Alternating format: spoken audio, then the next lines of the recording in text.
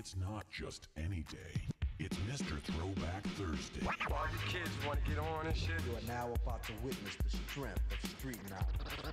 I'll be damned. At the count of three, I want y'all to tell me the name of my DJ. 1, 3. The poppers pop and the breakers break. All the fellas say oh and the girls say hey. Give it up for the DJ, Mr. Throwback Thursday. And now, here's your hosts, Bill Winters and Mr. Throwback Thursday himself, Jamie Robinson. Good evening, everybody in the world of YouTube, and as you're listening on Throwback Thursday and whatever podcast player that you listen through, it is the Mr. Throwback Thursday podcast for episode 213, the only podcast that was around when the wheels were steel and the beats were real. You damn right. Up in New York is myself. That's Bill. Over there is Jamie. He is down in Virginia. How are you this week, my friend? I am well. I'm very well. I got a coffee in my posse cup. That would be... As do I. Death Wish coffee. As would be mine. Yes. I got a new Death Wish coffee shirt today in the mail. So... All right, you beat me on that, so I didn't get that. I had to send a replacement mug out today, which since we have very, very, very few of these left, he kind of got lucky, but long time friend of the show, Kane from Death Wish, he and Caden were playing Nerf at work, and the TBT posse mug suffered it was a casualty of war, if you will. Yes. Yeah, man down. Yeah.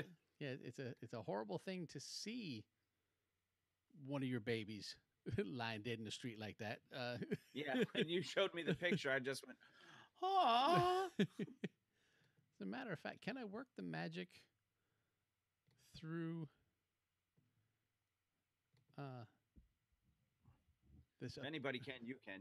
I have to go through all of our open broadcasts and my inability to make things work the way they're supposed to, and because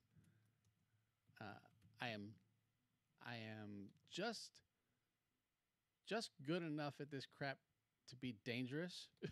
And the IT department is not here tonight. She went up to my father-in-law's house to watch The Voice with him. So yeah, let me see if I can add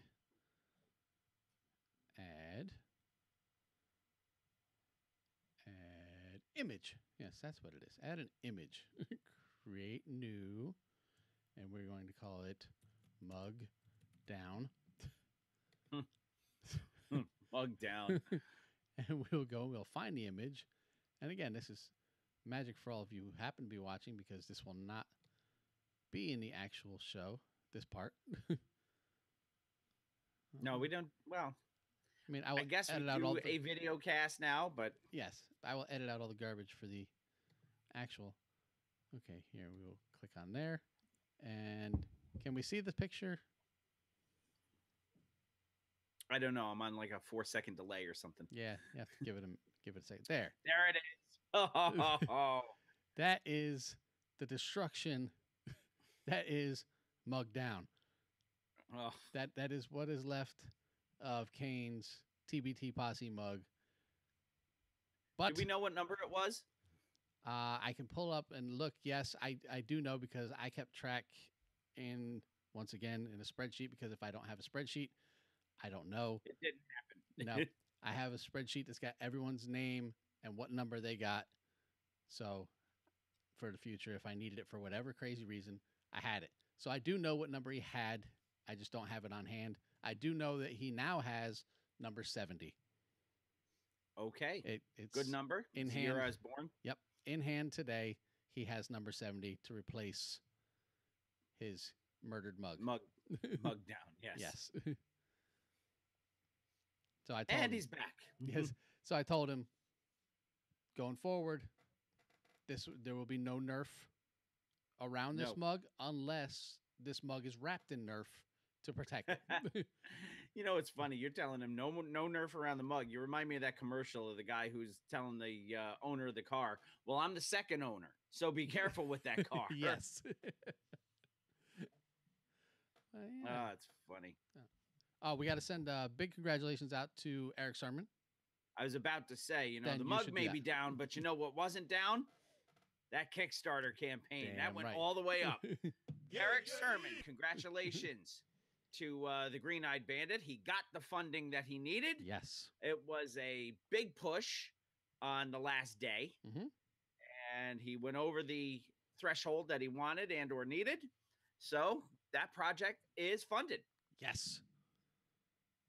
And it's going to get made. People who donated are going to get their prizes. We're going to get some great hip hop music out of it. And everything is good and right with the world. I know I pushed it big time over the last 24 hours. Yeah. So Yeah, no. We were on it, you know, for anyone out there who follows us, you know, we pushed it on pretty much every social media platform we have. And, you know, and some of you responded. You know, I know for a fact, you know, it says our live stream is offline. It's what? It said our live stream was offline. It says stream resumed. The stream is continuing. I don't know what happened. Okay. Hey, we're back. Look at that. And we're back. Yeah, I don't know what happened. We didn't really go anywhere. I don't know what happened either. We were right here. No, but I know Sankit kicked in. I know Sweet LD saw when we posted it on Instagram, and she sent me a message. She said, "Oh, thank you for reminding me," because I didn't realize that it was, you know, running so short. I had to get in on that, so she got in on that, and you know, so anyone who got in and helped, you will be noted. You will be recognized, and those who did not get the left Bozak. out in the cold. Get the Bozak. You get the Bozak. But we won't completely leave you out in the cold because you're still listening, so you still get the full Mr. Throwback Thursday treatment. It's like, which is the booby prize. Is that what they call that? Something like that. No, people like boobies. That's so, true. You get hip hop headlines. You get Woo News. You get One and Done. You get a record of the week, which will be by our new artist of the month. Strange how that works. We do. You will get me reading some lyrics. You will get a big bow put on the end of this, and hopefully nobody will get hurt. Yeah, so that's always the plan. Nobody moves, nobody gets hurt. And since I'm on a brand new computer this week, hopefully we won't have any technical difficulties. So yeah, no, it'll be something on my end. You know, my computer's like is 2 months old, but it'll be on my end now because yours is like 2 days old. So. So I guess we're ready for a little bit of hip hop headlines, are we not? Yeah, we could probably we could probably swing that. So why don't you hit me with a little of that Triple H?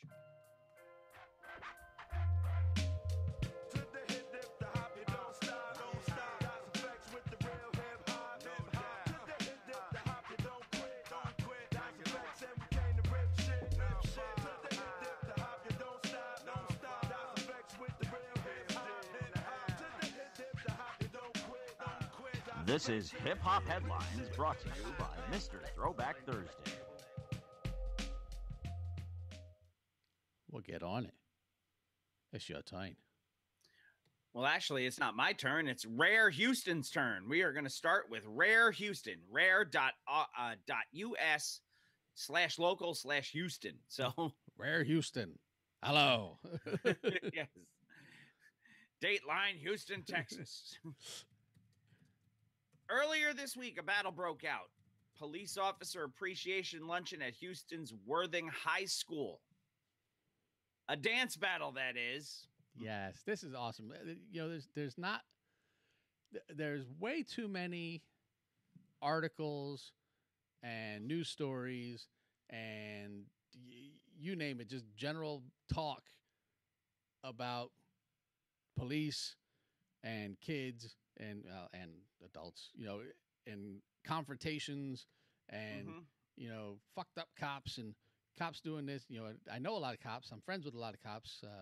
I actually lost a friend. You know, he didn't die. I lost him. He left my life because when there was all that when it seemed like every time you turn on the television, there was another young black man being killed by a cop. Yeah. And I said, so when we were in the Navy, because he was in the Navy with me, and I said, when we were in the Navy and when things went wrong in the Navy pulled together. But when people were doing things illegal in the Navy, like when tailhook happened and all that shit, the Navy handled shit of the, dump the bad apples. So I said, some of these cops, I don't think that they are intentionally going out and saying, I'm going to go out and shoot a young black man today. A lot of them are jumpy, trigger happy because they've never been in a situation where they've been put on a defensive and they get scared and they pull the trigger. It doesn't it doesn't make it right. No, it's funny. I had this conversation with my brother earlier this week, or late last week. My brother is a retired police officer, and we were talking about the whole thing with the Florida shooting. And he said the problem is, these police officers, yeah, you can give them a gun and you can tell them what they need to do, but until they're put in that kind of situation, and a lot of them don't get that kind of training. No. He was lucky. He went through crisis training as far as that goes. And he said if it wasn't for the training, the training he had, they used not real bullets. They were like little paint pellets. Yeah. Not like the paintball guns that you use at a paintball field or whatever. But he goes, trust me, if you get hit by one. Yeah. And he says, I went through the training and a guy jumped out of the closet at me and put two of them right in the chest. And then he moved on. Was it R. Kelly? No. Okay. And then 5 minutes later, he sees paintballs come flying by his ear. And he goes, I turned around. It was the guy that I had jumped out of the closet. And he goes, look, you did not stick around to see that I was dead. Yeah. You didn't take my weapon. Mm-hmm. So, without the proper training, a lot of these guys go into like vapor lock or whatever, which is, I'm sure, what happened to that deputy who didn't go into the school. But yeah, but I had said at the time, I said somebody within the police force needs to get a hold of these cops who are killing kids and find out, okay, are they untrained young people who don't know what's going on? Are they old sour racists who are using their badge to hide behind? Because I'm sure every profession has good and some bad. Of each. Right. I said, but they need to handle their own from the inside and make it so you go, look, we're taking care of our business. So that's what I said. It was a whole big thing, but that's essentially what I said. I said, you need to take care of your own, not just hide behind the blue line. You need to clean your house, is what it was. And he went on this whole big, he goes, I've known you for over 20 years. This is not the person I knew. You're saying all cops are killers. And I'm like, dude, it's if you know not what I'm saying at all. Yeah. If you know me for as long as you say you've known me, you know that is nowhere near what I was saying. But I haven't talked to him since. That was, Jesus. That was at least a year ago. But anyway, so we digress. Yes. So with all of those articles and news stories and everything, when you get an article like this, you have to lead the show with it. So once again, a battle broke out at the Police Officer Appreciation Luncheon at Houston's Worthing High School, and it was a dance battle. Yes. Participating as part of a reported initiative to create better connections between students, HPD officers and students interacted over their lunch periods to discuss how both groups could relate to each other to reduce crime and make their neighborhoods safer. Specific goals of this event include improving and building healthy relationships between minority students and persons in positions of authority, according to a press release from the school, not from the cops, from the school. Right. As the officers and students engaged in jovial conversation and a frank exchange of ideas, an unnamed person started playing music, inciting students to wild levels. Officers in attendance felt compelled to get involved, but instead of putting a stop to the festivities, as featured below, and there's a video for it. Mhm. A number of officers jumped up on the dance floor, showing off some sweet moves of their own, because you forget that police officers are people too. Yeah, and you also forget sometimes that there's no parking, baby. No parking on the dance floor. The music ranged from 60s soul to 90s R&B to current hip-hop hits, with the students bringing some new school to blend with the officers' old school swag, all while cueing laughs from the students as well as teachers and parents watching nearby. There are no casualties to report in the aftermath of this battle, except some people laugh so hard that their stomach hurt. I'd like to welcome Chris with a K from the Gravy Age. Oh, hello, YouTube. Chris. Joining the YouTube feed. Yes, fellow high voltage radio network brethren. Always nice to see another one of our brethren on here. So yes. You're right. This is the kind of story, especially we led, I don't know if it was last week or the week before, where we led with Lovebug Starsky passing away. Yes. I hate leading the show with bad things. I understand why we have to do it, but I love leading the show with good stories like this. Yeah. I say that there's more than enough bad police stories out there, Right. To be able to lead with cops having a dance battle with high school kids. And at best, the best part about it is the cops are having a dance battle with these kids at Police Officer Appreciation Day, Yes. The fact that they have this thing, that's cool. In Houston, Texas. Yeah. So, props to everybody involved in that. And plus, this way we didn't have to lead the show with fuck LeVar Ball. Which was the lead story until... Well, now he's here. And you have labeled this one, No Balls. No. Now, this is also news. This happened 2 weeks ago. This comes to us from Hip Hop DX. LeVar Ball completely butchers a Nas classic on Lip Sync Battle. Yeah. Lip Sync Battle, hosted by hip-hop icon LL Cool J, has seen its share of entertaining head-to-head matchups, such as John Legend versus Common and Terry Crews versus Mike Tyson. Following a Migos-inspired preview of a new episode featuring LA Lakers guard Lonzo Ball, the show's YouTube channel released a teaser of his father, Fuck LeVar Ball, and his take on a Nas classic. And the results are cringeworthy. Yeah. I had to go. Come on, son. Sitting there watching it, I'm like, man, okay, you're coming out there, and I understand, because his son came out and did some stupid new rap song. Yeah. So he had to counter. He's like, okay, well, I'm going to go back a little bit, and I'm going to go with a classic. Okay, cool. Learn the words, man. Yeah. The The new preview shows Fuck LeVar Ball taking a machete to Nas and Piss Dookie's Hate Me Now, which could convincingly be his theme song. And it is, as far as I'm concerned. Yes. Kicking off the performance with kick reminiscent of Busta Rhymes in the Leaders of the New School era. Mr. Busta. LeVar goes on to... That's the first time we've done the Busta on the YouTube shows. So whenever we talk about Busta Rhymes, we got to do the put all your hands where my eyes can see thing. Anyway, kicks off his performance with kick reminiscent of Busta Rhymes and Leader of the New School era. LeVar goes on to hit only a few words while aimlessly moving his lips for the rest. Yeah. If I were Nas, I would be embarrassed by the performance, Lonzo said afterward. Nas told me only a selected few can do this, LeVar shot back. I don't think Nas ever talked to this motherfucker. No.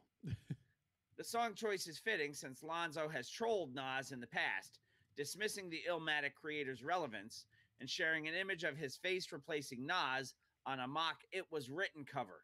He even wore a hoodie featuring the image, igniting a fierce Twitter blowback because Lonzo Ball has no fucking chill. And his father has no fucking clue. So fuck LeVar Ball, fuck Lonzo Ball, fuck the entire Ball family. Stop me if you've heard that one before. Yeah. No, I will tell you the one cool thing about that whole episode was LeVar came out. You've watched Lip Sync Battle. I have. They do the first one in their plain clothes, and then they come out in the second one full dress, full choreography, full and costume, everything. Yeah. Yeah. He came out and did Moore's Day and the motherfucking Times, Jungle Love. Did he butcher that too? No, he kind of crushed that one. Well, good for him. Yeah. Well, you do He's still Moore's a Day. dick. Oh yeah, no, that's no doubt. You come out and you do Moore's Day, I'm paying attention. Mm-mm. All right. It says our stream is having issues. Our Netflix stream, our YouTube stream. Yeah, it's like they'll say, okay, at 8:14, your stream health is excellent, and at 8:22, your video output is low. Okay. I'm watching it as we do it, and I don't see any issues with it. So okay, cool. Our next article: grab your potato chips. And for those of you who have no idea what that means, you need to go back like 200 episodes. Our source for this article is a kind of suspect, but is MrThrowbackThursday.com. MrThrowbackThursday.com. The microphone grand mistress comes to Netflix. That's why I had Netflix on the brain. Yeah. Shantae. Roxanne Shantae. The microphone grand mistress. You know her as a pioneer like Lola Falana with a name that stands big like Madonna. Yeah. The Queen from Queens is an MC that needs no introduction. There was a time, though, where Lolita Shantae Gooden wasn't a household name. Netflix and I Am Other, which is Pharrell's creative collective, are bringing you the story of the legendary Roxanne Shantae. On March 23rd, Netflix is bringing you the newest biopic, Roxanne. Not only are Forrest Whitaker and Pharrell Williams involved in the production, but RZA is in charge of the music. The film stars Mahershala Ali, who you've no doubt heard us talk about as Cornell on Luke Cage. Yes. I love Mahershala Ali. Like, I came into the room the other day, and Ian, as many of you may know by now, is my 18-year-old. He was playing Madden, and there's a coach on the other team. I'm like, man, that dude looks like Mahershala Ali. And he's like, who? I'm like, man. And walked through the room, and I pulled my phone out, and I'm like, Mahershala Ali, Madden. And it is him. Showed a picture of him in a motion capture suit and everything. I'm like, that's hysterical. Yeah. Also stars Nia Long. Yep, that's Lisa from The Fresh Prince. Yes, it is. And newcomer Shantae Adams as Roxanne Shantae. You think you know the story because it played out on wax. I'd say unless you are Roxanne, you had better watch this film to find out for real. I know the whole Mr. Throwback Thursday posse will be watching this one the day it drops, as well as the Mr. Throwback Thursday crew. Well, yes. Jamie, myself. I don't think the IT department will watch it, though. No. And I was talking to Mrs. Throwback Thursday about it last night, and it was after an extensive conversation about a whole bunch of other hip-hop that she didn't want to hear about, but she listened to, and she didn't yell at me or anything. But when I mentioned, I said, ooh, I said, and on the 23rd, Roxanne comes out on Netflix. She goes, okay, I'm done. I said, man. So I'm thinking that she's probably not going to watch it either. Now, if it was a DMX biopic, she'd watch it. She would, or Mo D. Or Mo D, Yep. okay. So we need the posse to check it out and let us know what you think. You either leave us a comment or click the hit us up button, which is right on the Mr. Throwback Thursday website, which is where we're getting this from. Yes. Leave us a voice message. Check the trailer out. And the trailer is available on Netflix and on mrthrowbackthursday.com. Yeah. Yeah. So, and I'm thinking that since last week Sankit brought up that we should watch, and I don't even know if we mentioned it on the air. I think we may have talked about it after we were done. He mentioned we should do a movie segment, say once a month. Yeah, we talked about that after we were done. Yeah. So where we should watch a hip hop movie. He said, or a hood movie, so it doesn't necessarily have to be hip hop.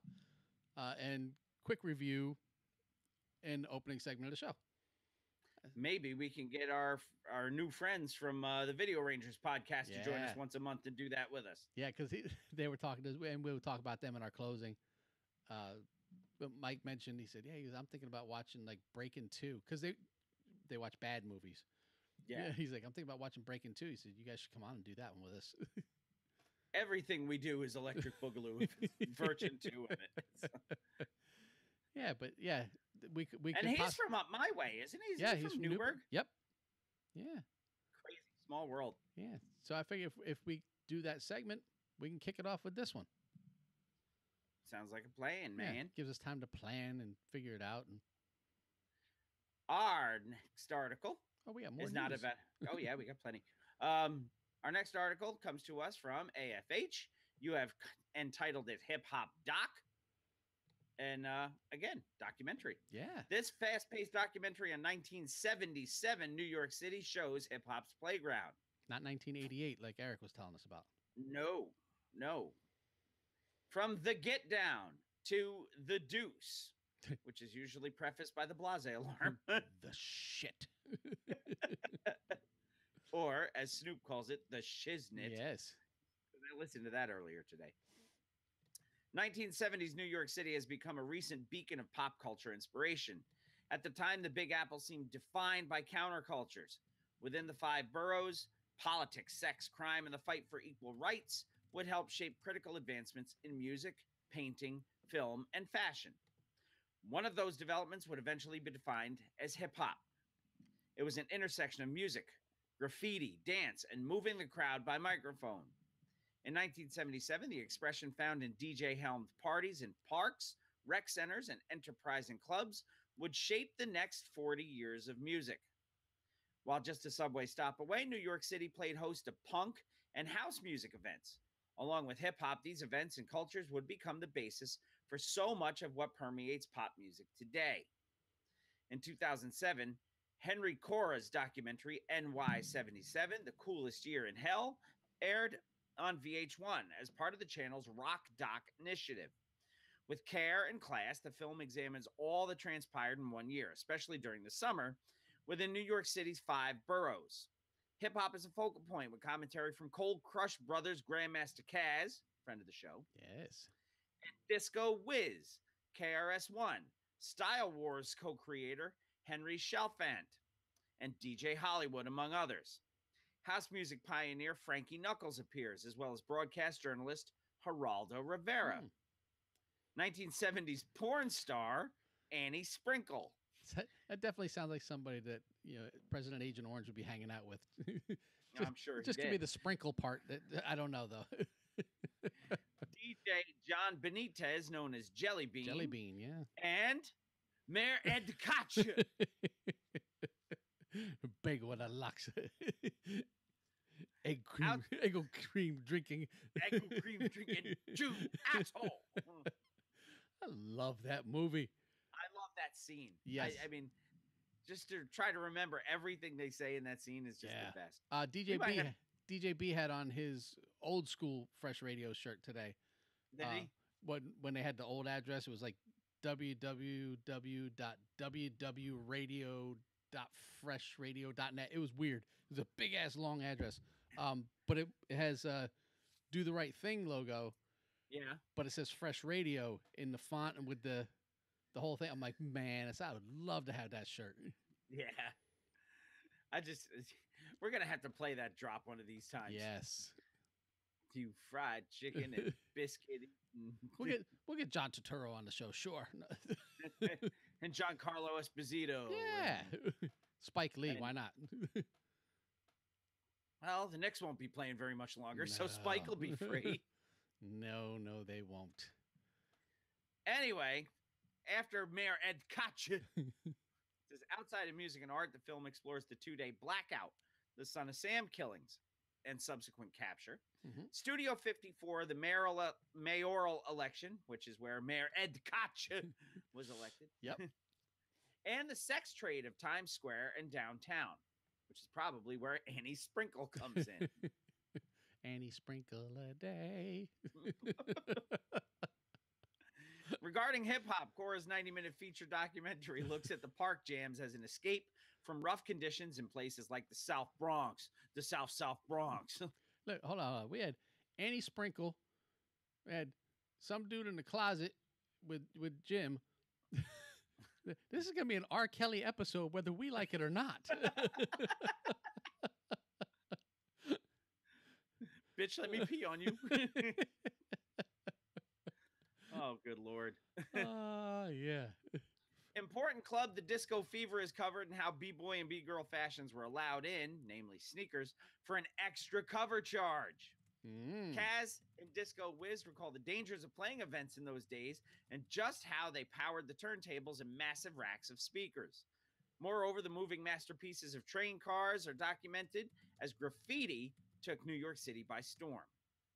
What makes this documentary especially cool is the animations and treatments over archival photos and videos. This is a great balance of history, entertainment, nostalgia, and 2000s impact. I wonder if it's still available. I do not know.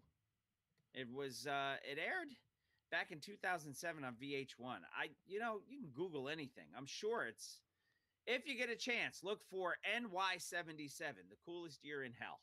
And if you can see it, give us a review. Let us know what you think of it, because I'm going to have to look for it and watch it myself. Yeah. I've run into off topic. I got a message sent through Facebook saying that people can't live chat and comment on YouTube.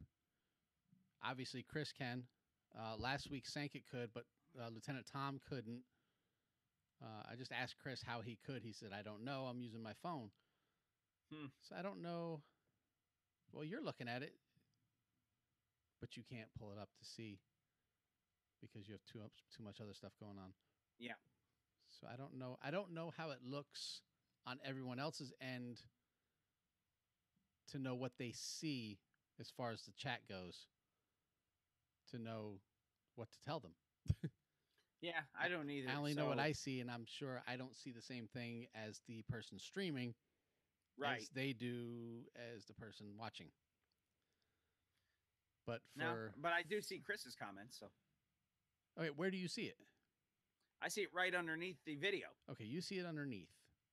Do you have the ability to go underneath and comment? I can wait. You know, everyone else is waiting. Let's see, live chat. Let me see. Say something. It says create a channel to join the chat. Really? I don't want to do that. You have to create a channel to join the chat? I don't know. Why do I want to do that? I want to comment. Maybe that's why it's not allowing me to comment. Because you have to have your own channel? I guess. That's very odd. And does Chris have his own channel? That would be an excellent question. I'm sure he just heard you. Now I can hide the chat altogether. So right, I can do that. Once I do that, I don't know whether or not I can bring it back. So, right, so I don't know. We shall see. So apparently, you have to have your own YouTube channel. Yeah, he said he's on the YouTube app. So that's very strange to me. Yeah. So I actually just refreshed my window and the chat came back. Yep. But I still can't comment. Huh. So there's our answer. Yeah.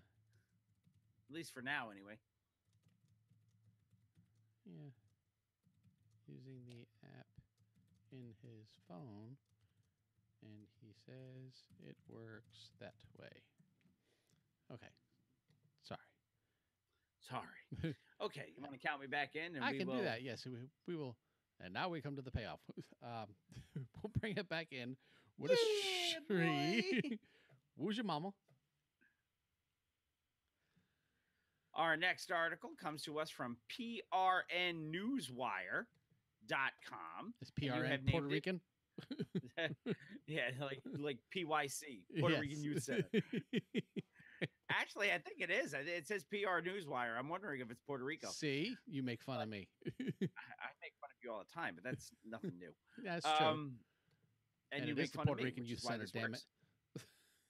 This comes to us from PRNewswire.com, and it says So Def 25 coming this summer through Sony Legacy Certified Classics. Okay, Legacy Recordings, the catalog division of Sony Music Entertainment, will commemorate the 25th anniversary of Atlanta's hottest hip-hop label with the release of So So Def 25 as a digital album coming this summer through Certified Classics, home of the undisputed classics of hip-hop and R&B from the 80s, 90s, and aughts. A 12-inch vinyl collector's edition of So So Def 25 will also be available. So So Def 25 includes essential smash hits, iconic remixes, and deep cuts from the label's quarter-century catalog and more. So So Def founder Jermaine Dupri says, "I've been dreaming of getting to this point since my very first release." Dupri, who has co-written #1 hits like Mariah Carey's We Belong Together and Always Be My Baby, Usher's Burn, and Monica's The First Night, will be the second hip-hop act to ever be inducted into the Songwriters Hall of Fame. The organization announced on February 6th. The 2018 Songwriters Hall of Fame will honor this year's inductees at its annual induction and awards gala on June 14th, 2018 in New York City. Thus far, 2018 also sees Dupri being honored with the 2018 Trumpet Awards Music Innovation Award, the 2018 Global Spin Awards Breaking Barriers Award, airing on Revolt, and the 2018 Legendary Awards Trailblazer Award. Yeah, the Global Spin Awards was on last week. I actually have it recorded. I didn't watch the whole thing, but I saw JD come out. That was the last thing that happened. He came out. It was him and Snoop and Bow Wow and Usher and Luda. Usher. Yeah. And Luda. Yeah, they all came out, and he was talking about telling stories with all of them because he's friends with all of them for real. And I think Kid Capri was another one he was talking to. Could be. The visionary producer, musician, entrepreneur launched So So Def Recordings back in 1993 following the success of Criss Cross's hit single Jump, which was written and produced by Dupri and just celebrated its 25th anniversary last year. So So Def brought together strains of Southern hip-hop, R&B, soul, and new club sounds to create an ongoing catalog of music that continues to transform the culture. So So Def's first act, the female R&B vocal quartet Escape, struck platinum with 3 albums in a row, beginning with their 93 debut, Hummin' Comin' At Ya, continuing through Off the Hook and Traces of My Lipstick. A creative Traces of My Lipstick. All that keeps reminding me of his DMX and his strange request to have men suck his dick. Didn't Escape do a song with MC Lyte? Keep on keeping on. I think so, but I think that was it. I don't want to talk out of turn. Yeah.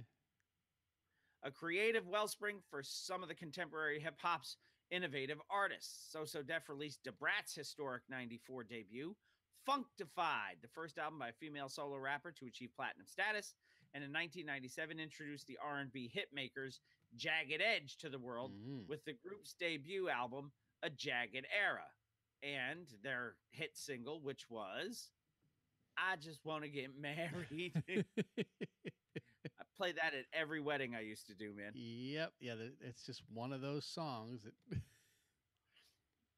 In 2000, So So Def released Beware of Dog, the debut album from then 13-year-old hip-hop prodigy Lil Bow Wow. Supported by 4 smash singles, Bounce With Me featuring Escape, Bow Wow, That's My Name featuring Snoop Dogg, Puppy Love featuring Jagged Edge, and Ghetto Girls, Beware of Dog went triple platinum, propelling Bow Wow into the hip-hop stratosphere.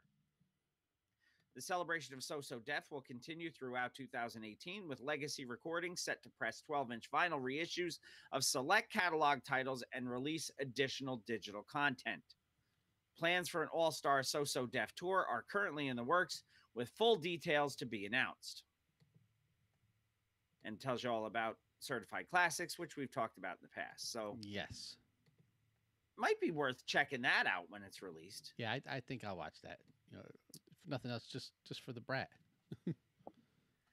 Which I remember when we asked people who the first female solo artist was to have a platinum record. Yeah, nobody guessed the Brat. No, and that included me and you, and we knew the answer. Yeah, because why would you think that? Of all the people, that's not the first person I would have chosen. Nope. probably wouldn't have even been in my top 10. No, but she was so functified. She was. Our last article of hip hop headlines you have, in the words of Thomas Dolby, titled Science. Thank you for getting that. Oh, is that how you did it? It is, yes. Hey, all right. Coffee's working. Science has finally explained why old school hip hop heads hate modern rap. And this comes to us from uprocks.com. The short-term answer on that is because it sucks. But anyway. But they give you scientific proof that it sucks. Hip-hop's generation war has raged almost since its inception. In fact, hip-hop itself grew out of New York teens' rebellious need to reject their parents' staid funk and disco tunes and establish their own sound. However, since then, every subsequent generation of rap fans has demeaned and disrespected the one before and after it. LL Cool J, Disc Cool Mo D is old school when the veteran battle rapper snuck a few subliminal shots into How You Like Me Now. How you like me now? New York heads booed the New Jack Southern sound at the 1995 Source Awards. Pete Rock made Waka Flocka Flame the face of a rant against younger rap heads. And Waka Flocka himself upbraided colorful Floridian newcomer Lil Pump as an albino version of himself. Seemingly every time rap experiences a generational shift, grumpy old rap heads like Joe Budden are waiting to pounce on young upstarts like Lil Yachty. Again, why is everybody little? It's almost like I can't think of a rap name, so it's going to be Little and, whatever you just ate. Well, so I guess I would be back in the day. I would be like Little Swedish Fish. Yeah, so, I understood back in the 80s, late 80s and early 90s because most of those people were kids. Mm-hmm. So like Lil Vicious, when he came, he was, and then as he got older, he became Vicious. Yes, Lil Bow Wow became Bow Wow. Yeah, Lil Romeo became Master P. He made ain't no motherfucking P.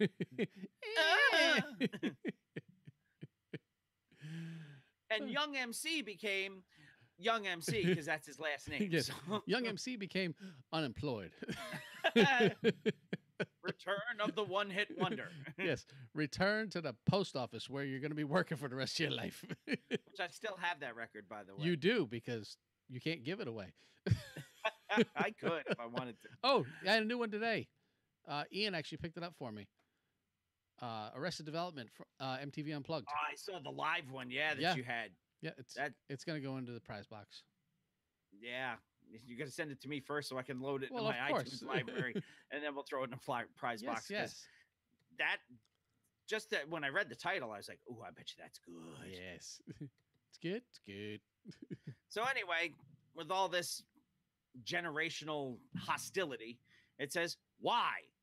Well, according to a recently published story in the New York Times about how music influences our tastes as we age, it appears that science has some possible explanations. We need Neil deGrasse Tyson for this. Using science! Using demographic data provided by Spotify, this is why they collect this stuff, by the way. Nobody is trying to steal your identity. The Times established a correlation between songs' popularity with older audiences and those same songs' popularity when that audience was in high school. The examples from the article are, unsurprisingly, pretty rock specific. But for one example used, the song Creep by Radiohead is the 164th most popular song among men who are now 38 years old. They would have been around 14 years old in 1993 when the song was a hit on Top 40 radio, a result that turned out to be consistent among age groups. I actually like that song better now than I did when it first came out. Well, that's because they're not playing it 7 billion times. I've also heard different versions of it, which made me go back and listen to it again. Mm-hmm. And see, that's kind of, and people can say what they will about American Idol and The Voice and all those types of shows. But a lot of times you get to hear different versions of songs that you know, and it makes you appreciate the original song a lot more. And that was one of them. Yeah. Well, now that you mentioned all of those shows. Well, I mentioned it before. Remember, the IT department's watching The Voice with my father-in-law. Yes. Yes. Well, the reason I say those shows is because I don't watch them. and so I don't remember which one he was on, but my friend's brother was on one of those shows, and he is now the lead singer of Stone Temple Pilots. I think he was on. I want to say he was on America's Got Talent. Maybe. The only thing I watched, whatever it was, I watched the episode that my friend was on. My friend's name is Dan. And his brother is Jeff. Because I know who exactly you're talking about. So yeah. I'm going to look it up to find out. Because Jeff, he was on the X Factor, I think. Okay. Which doesn't even exist in the New York State in the United States anymore. The only reason I watched the show that my friend went to watch him perform because he sang the song Daniel. Mm-hmm. And, you know, my friend's name is Dan. Yep. And it was his brother. And I can't believe he's the new vocalist for Stone Temple Pilots. Who I am going to see this year.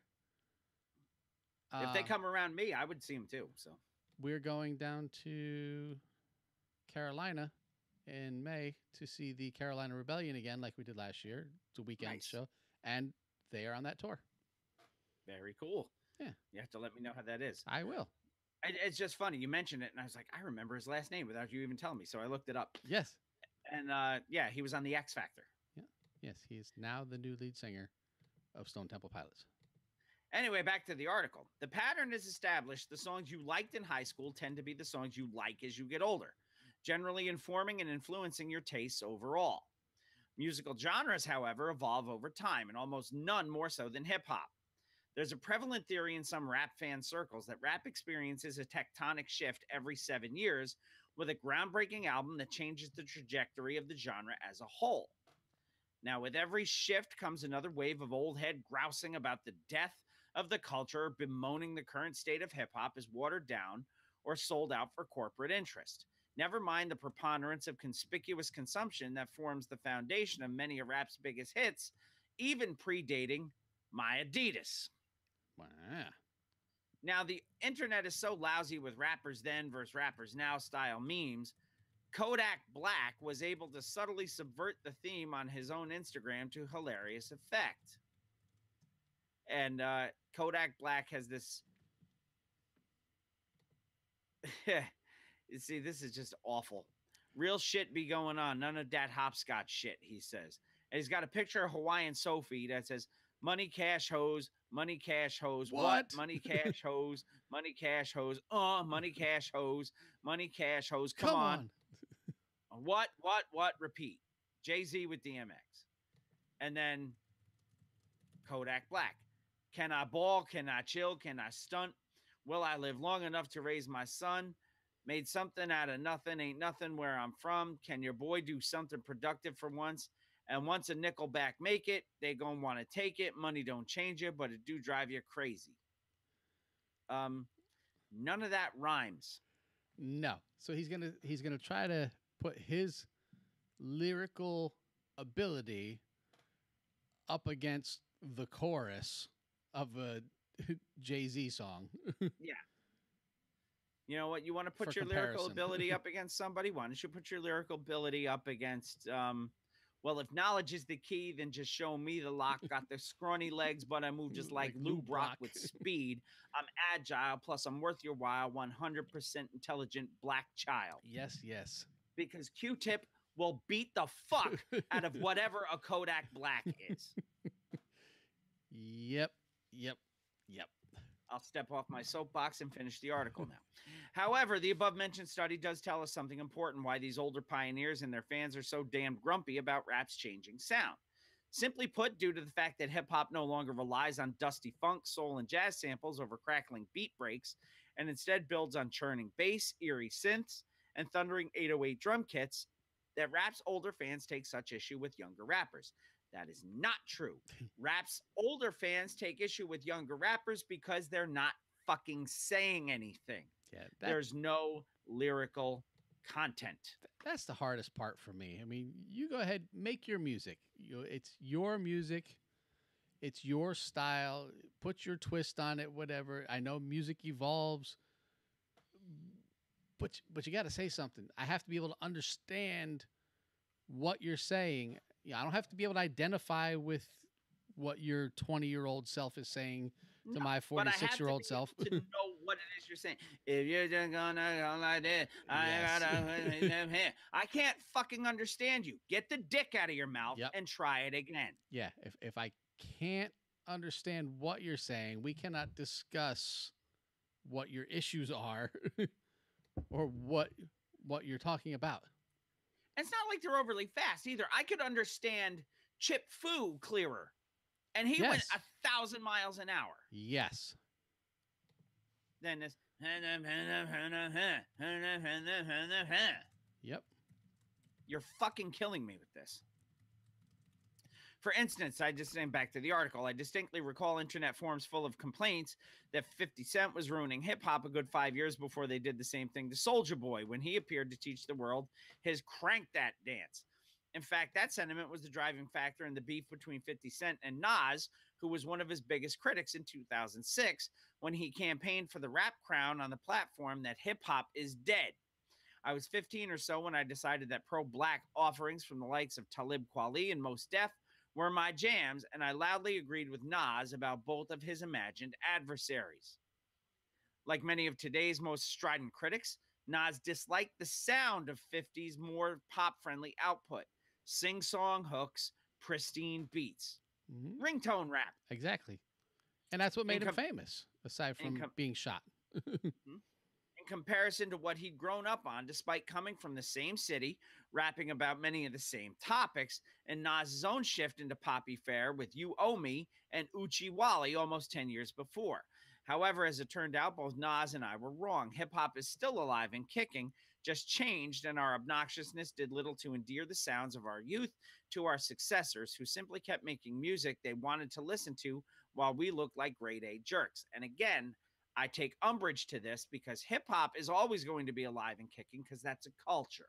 Alive and kicking. Rap music, as we know it, is dead. Yes. What they're putting out now is not rap. It's trap. It's crap. crap. It's lyrical mishmash is what it is. There's just way too much flotsam and jetsam, and you can't tell the difference from one artist to the other. If I hear Lil Yachty, I can't tell the difference between him and a bad Drake record, or a Lil Uzi Vert, Migos record, or a Wiz Khalifa, or any of that stuff. They all sound alike, and it's all. And that was one of the greatest things about hip hop of our time.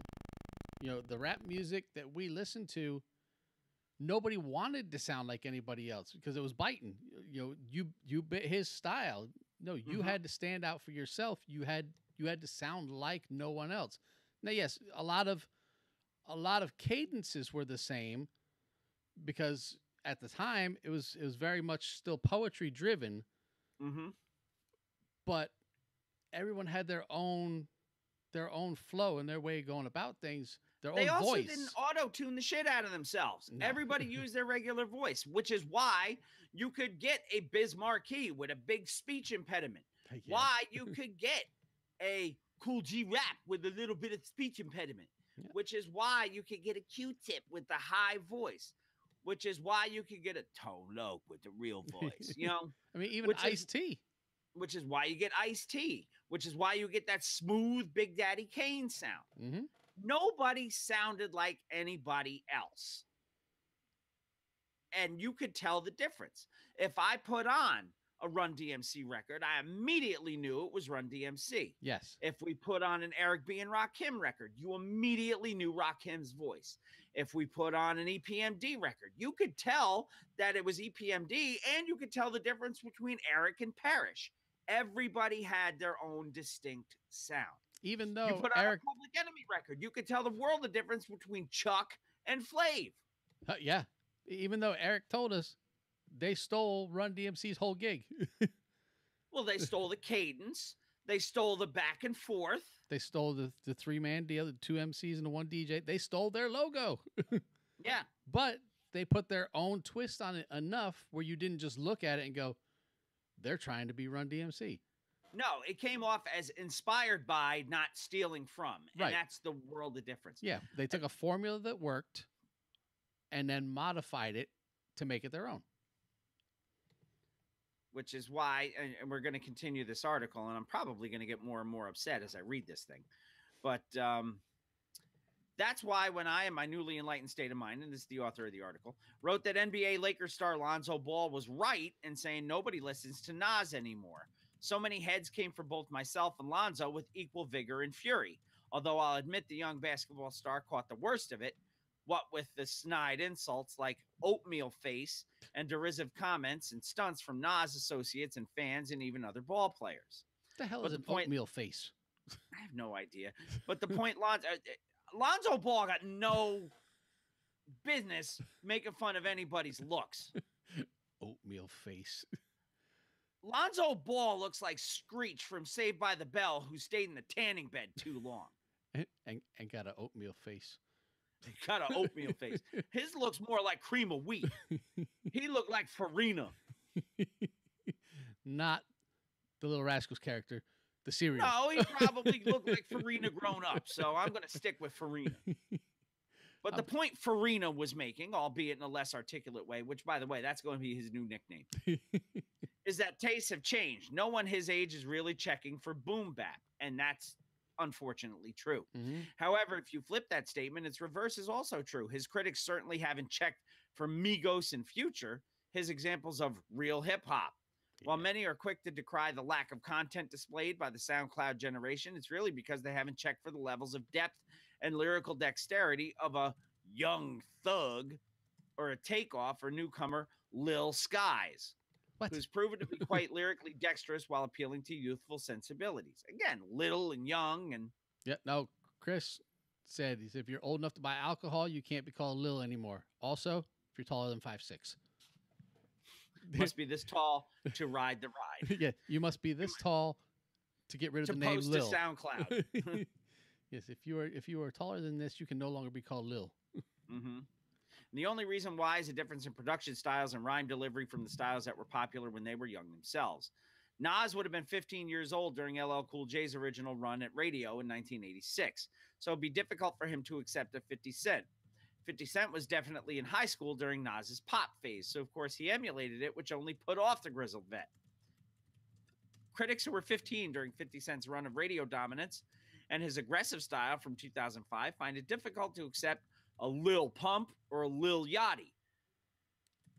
I'm just fucking Lil Abner as far as I'm concerned. All these fucking little names make me want to just throat punch somebody. Lil Duval.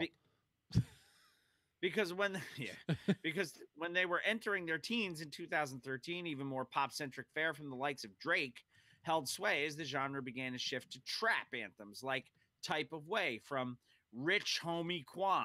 I just saw an article today.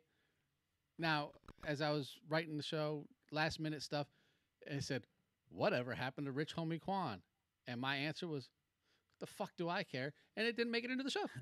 And then you bring up this guy and his oatmeal face, and here we are. Farina.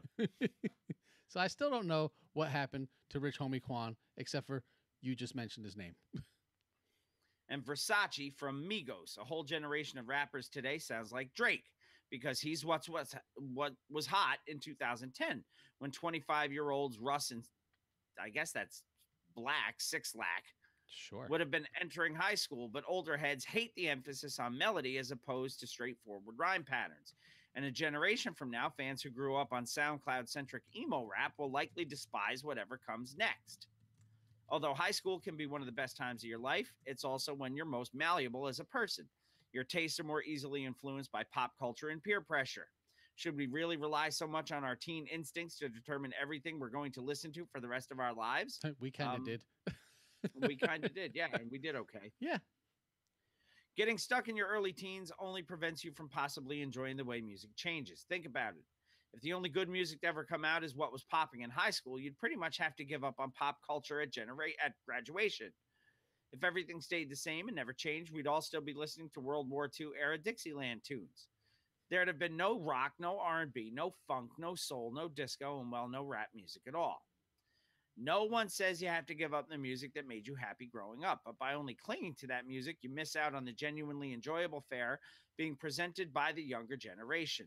Living in the past won't stop progress. Accepting that change is inevitable is the only way to avoid becoming a self-caricature like some of the critics mentioned above. Those old records aren't going anywhere, and giving new stuff a chance to surprise you doesn't mean you lose the past.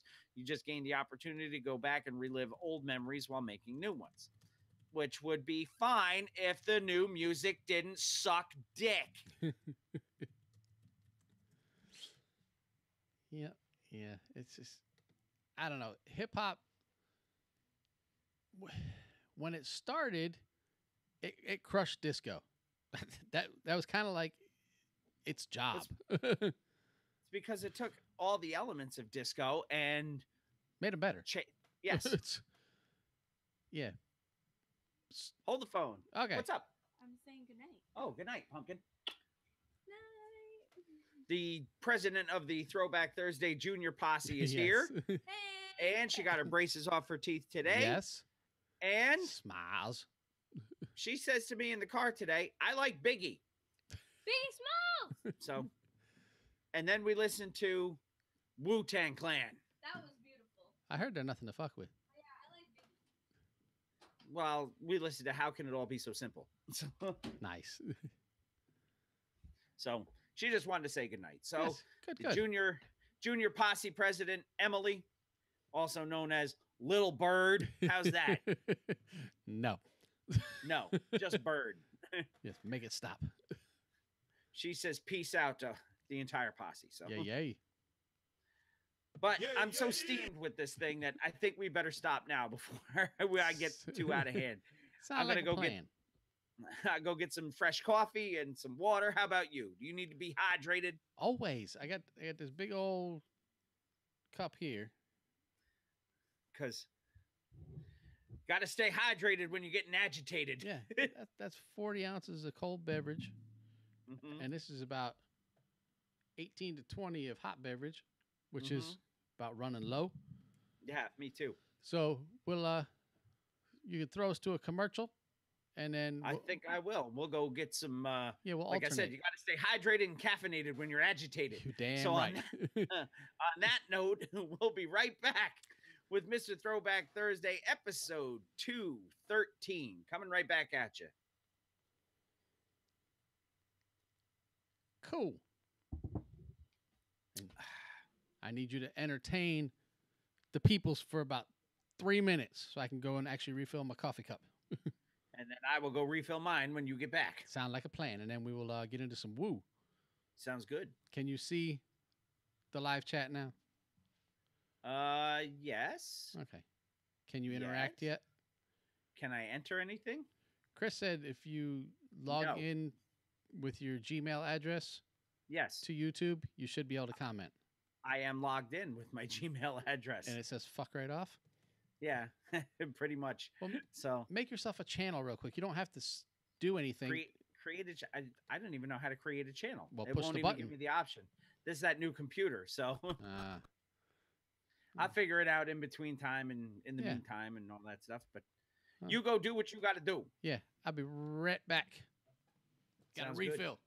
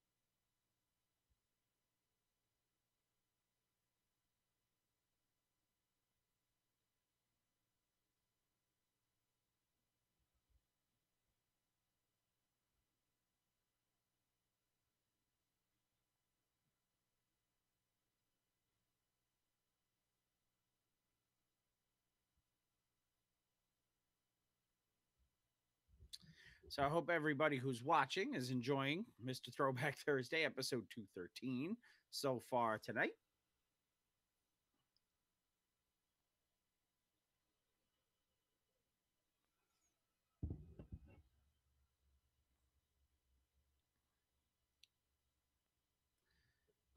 Jamie will be back in just a few moments, and then I will go refill my coffee cup because I am just about out. And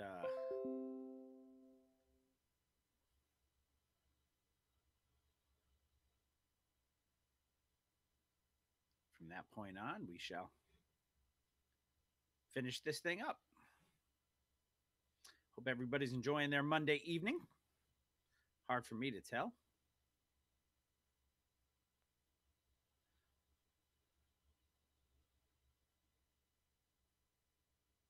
Got killed by a shotgun to the face. Nice, Jay. I'm reading the comments on the YouTube feed, and Chris with a K from the Gravy Age. I think it's generational pushback. Prog got killed by punk, got killed by glam, got killed by grunge. And Jamie says, got killed by a shotgun to the face. Wait, too soon? Yes. No, it wasn't too soon, but it was fucking funny. So sorry. I thought that was brilliant, man. Come on now. Come on, son. Come on, son. Did you get your coffee? I did. I'm all full. All right. I'm going to go get myself some coffee, and I'll be right back. Sound like a plan. We're paying no attention to that awful noise. Some feedback.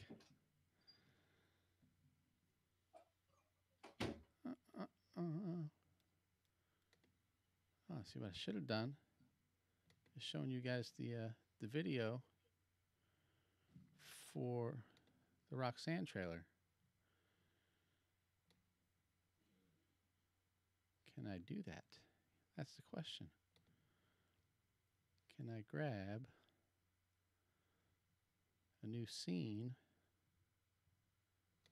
and be able to show it to you? Let's see. Go here, grab a new scene. We grab a window capture.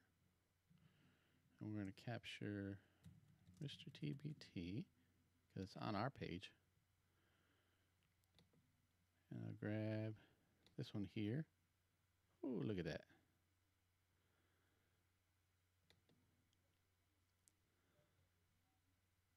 Can you guys see that?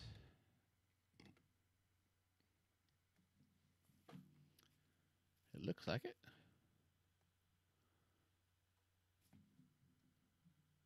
There's a box that says top chat, Chris, and then you click on it, it says live chat after that, but I don't know, people are having an issue getting that to work. I don't know what the problem is.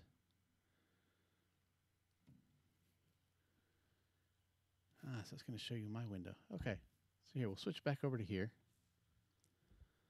And we'll pull this up. And we'll run it. Let's run the official trailer and see how it comes out.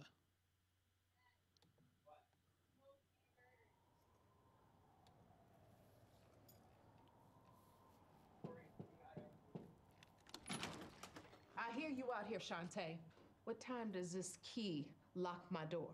You want to be out there playing with all them hoes, and you keep your ass out there, but stop knocking on my goddamn door. Emily says her rap name is the Notorious B.I.R.D. We're running the trailer.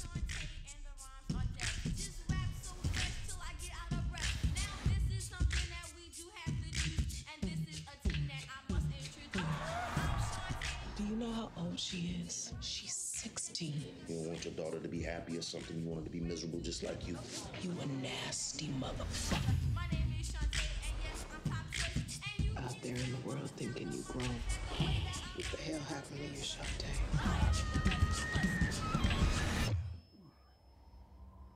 Listen, I know the streets are calling, but you must find a way to rise above it.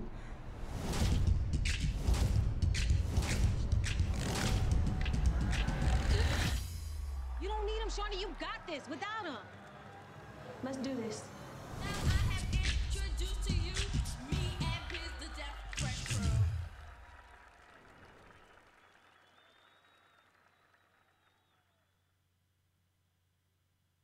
That looks like it's going to be good. Yes, we need to be watching that. Yes, sir. You know, if I had set that up properly, you know, I could have clipped it down to where it was just showing the Netflix window, and it wouldn't have shown the whole screen and everything. But right, you know, it was one of those things. Oh well, shit! I should have set that up earlier. But no, I don't have those kind of skills. No, I don't have any kind of skills. Figure it out as we go along. I should probably pull up some Woo News, huh? Yep, that's what I'm doing right now. I don't know why. I don't even need to pull them up because I'm not going to be reading them. You are. No, but you follow along. Sometimes. Sometimes. Well, I read them before I put them into the show. So I kind of have some idea. Yep, mute tab. Mute tab. Mute tab. Taste it. Let's stop all that. See, the YouTube audience gets to experience what we do during the breaks. Yes. There's no reason for that to happen whatsoever. All right. So we ended 3 and 7. 3 and 7. Yes. All right. Ready to bring it in with some woo? Let's do the woo. All right. So we'll bring it back in with a Shri. Woo's your mama? The RZA, Jizza, Raekwon, Master Killer, Inspector Deck, You God, Method Man, Ghostface Killer, and Old Dirty Bastard. It's now time for Woo News with Mr. Throwback Thursday. Shimmy, y'all. Welcome back to Mr. Throwback Thursday, episode 2000. How many? I got a stupid video that wouldn't stop playing because with this new Mac, there's no right click on the mouse, so I can't mute my tabs. You just have to figure out how it works. Yeah, I got to figure out how it works is right. Anyway, welcome back to Mr. Throwback Thursday, episode 213. Yes, not 2013. Not 2013, although it is 2018. Sure. And it is indeed time for Woo News. And as I said during the break, Emily, my daughter, who came in and said goodbye to everybody before, has decided that her new hip-hop name as the president of the Junior TBT Posse, she will be the notorious B.I.R.D. Yes. So that's her. She's my notorious bird. Our first article of Woo News. Yes, because it is time for Woo News. From Yahoo or Yahoo, maybe. Yeah. Come on, you got to do it old school Yahoo style. Yahoo! Thank you. Now I want to play You Don't Know Jack for some reason. I love that game, man. I had about 7 versions of that shit. But yahoo.com, not yahoo.com, although it should be woo. Get an exclusive look at the remarkable story of Wu-Tang Clan affiliate Hellraiser. Yes. And you have titled this Hellraiser. Hey, Yahoo Music. Got to welcome the Video Rangers to the show. Oh, welcome to the Video Rangers. Did Yes. they sign on to our on the YouTube? Yes. Our YouTube feed? Yes. Oh, there they are. Look at that. Hello, folks. Welcome to the Mr. Throwback Thursday show. Can't wait to actually have you on as speaking interactive guests one of these times, especially when we do our first Woo movie or regular movie review. Yes. So when you're listening, we are talking about possibly doing that with the Roxanne documentary, which is going to be on Netflix. Now, I know that's not on VHS, and I know it's rather new, but if you guys watch that, you are more than welcome to join us for the review. Yes. But anyway, back to Woo News. Yahoo Music has an exclusive look at the brand new trailer for the upcoming hip-hop documentary film, Risen, the story of Kron Hellraiser Smith. The trailer also serves as a new song and music video of sorts by hip-hop vet R.A. the Rugged Man and producer Mr. Green. Wasn't he in Clue? Yes. The song, dubbed The Evolution of Rap, charts the history of hip-hop music and culture as it traces back to Wu-Tang Clan, Sons of Man, and Hellraiser. I don't know. I just keep getting flashbacks to the Hellraiser movies. The Hellraiser. Yeah. It's not what it is, but that's what comes to my mind for some stupid reason. No tears. Yeah. Directed by Frank Meyer, Risen, the story of Kron Hellraiser Smith, is the story of Wu-Tang Clan affiliate Hellraiser of the RZA-produced rap group Sons of Man, yes, this who is suffered not a brain aneurysm in 2010 and has been struggling to walk, talk, and rap ever since. He is not which the means- Wu-Tang affiliate that chopped his dick off and jumped off a building. No, this is the Wu-Tang affiliate whose brain looks like it exploded. Yes. And probably still more talented at this point than young or little insert Anybody. name here. Yes. Meyer also directed the RA music video, which was shot for the film and now serves as a peek into the hip-hop side of the film. Hellraiser has always been a celebrated MC known for his sharp lyrics and intricate flow, a founding member of the group Sons of Man, who cracked the Billboard Top 200 with their 1998 remake of Earth, Wind, and Fire's classic Shining Star, along the band Wyclef Jean and Old Dirty Bastard. RZA was discovered and mentored at age 14 by Wu-Tang leader RZA. So you have RZA and RZA. RZA, which is short for the Razor. And groomed for success. Now, I wonder if there was a wrestler called RZA Ramon. Didn't we just talk about last week, Shaheem? Shaheem, yes, who was part of, what the hell was it? Wu. I don't know, like another affiliate. I don't know, but they're just proving once again that Wu-Tang is for the children. They're taking these 14-year-old kids and turning them into superstars. RZA was discovered, mentored at 14 by RZA and groomed for success. Later dubbed Heaven RZA when he went solo in the mid-2000s, the rising young MC made headlines when he was stricken with the brain aneurysm. Hellraiser spent the last 8 years slowly recovering from this near-fatal incident, which left him in a coma and unable to use the left side of his body. As RZA has been struggling to learn how to walk, talk, and rhyme again, filmmaker Frank Meyer has been documenting his journey every step of the way. The director and Hellraiser go way back, as Meyer was Sons of Man's publicist back in 1997 and later filmed RZA for his G4 TV web series Freestyle 101, Man. a series that also featured Ice-T, The Game, the infamous Mobb Deep, and Cypress Hill. Remember G4? I'm sorry? Do you remember G4 TV? Yes, I do. That's where Olivia Munn got her start. Yep. It was recognized by Steve Jobs at an Apple conference. The resulting documentary film, Risen, the story of Kron Hellraiser Smith, is the result of 7 years of filming and 20 years of friendship. Now, the whole thing about documenting this guy's recovery, and since our friends from Video Rangers are on, I'm going to throw a movie out at them. Okay. There is a movie. Is it a bad movie? Is it what? Is it a bad movie? Actually, no. I kind of enjoyed it. That's not the point. Because I love me some bad movies. Some people would think it's bad because there's definitely a little bit of overacting in it. Okay. But there's a movie starring Robert De Niro. It's called Flawless. Okay. De Niro is a cop who gets shot and has a stroke, or gets shot at and has a stroke, and has to relearn how to talk. That could be like De Niro's real life story.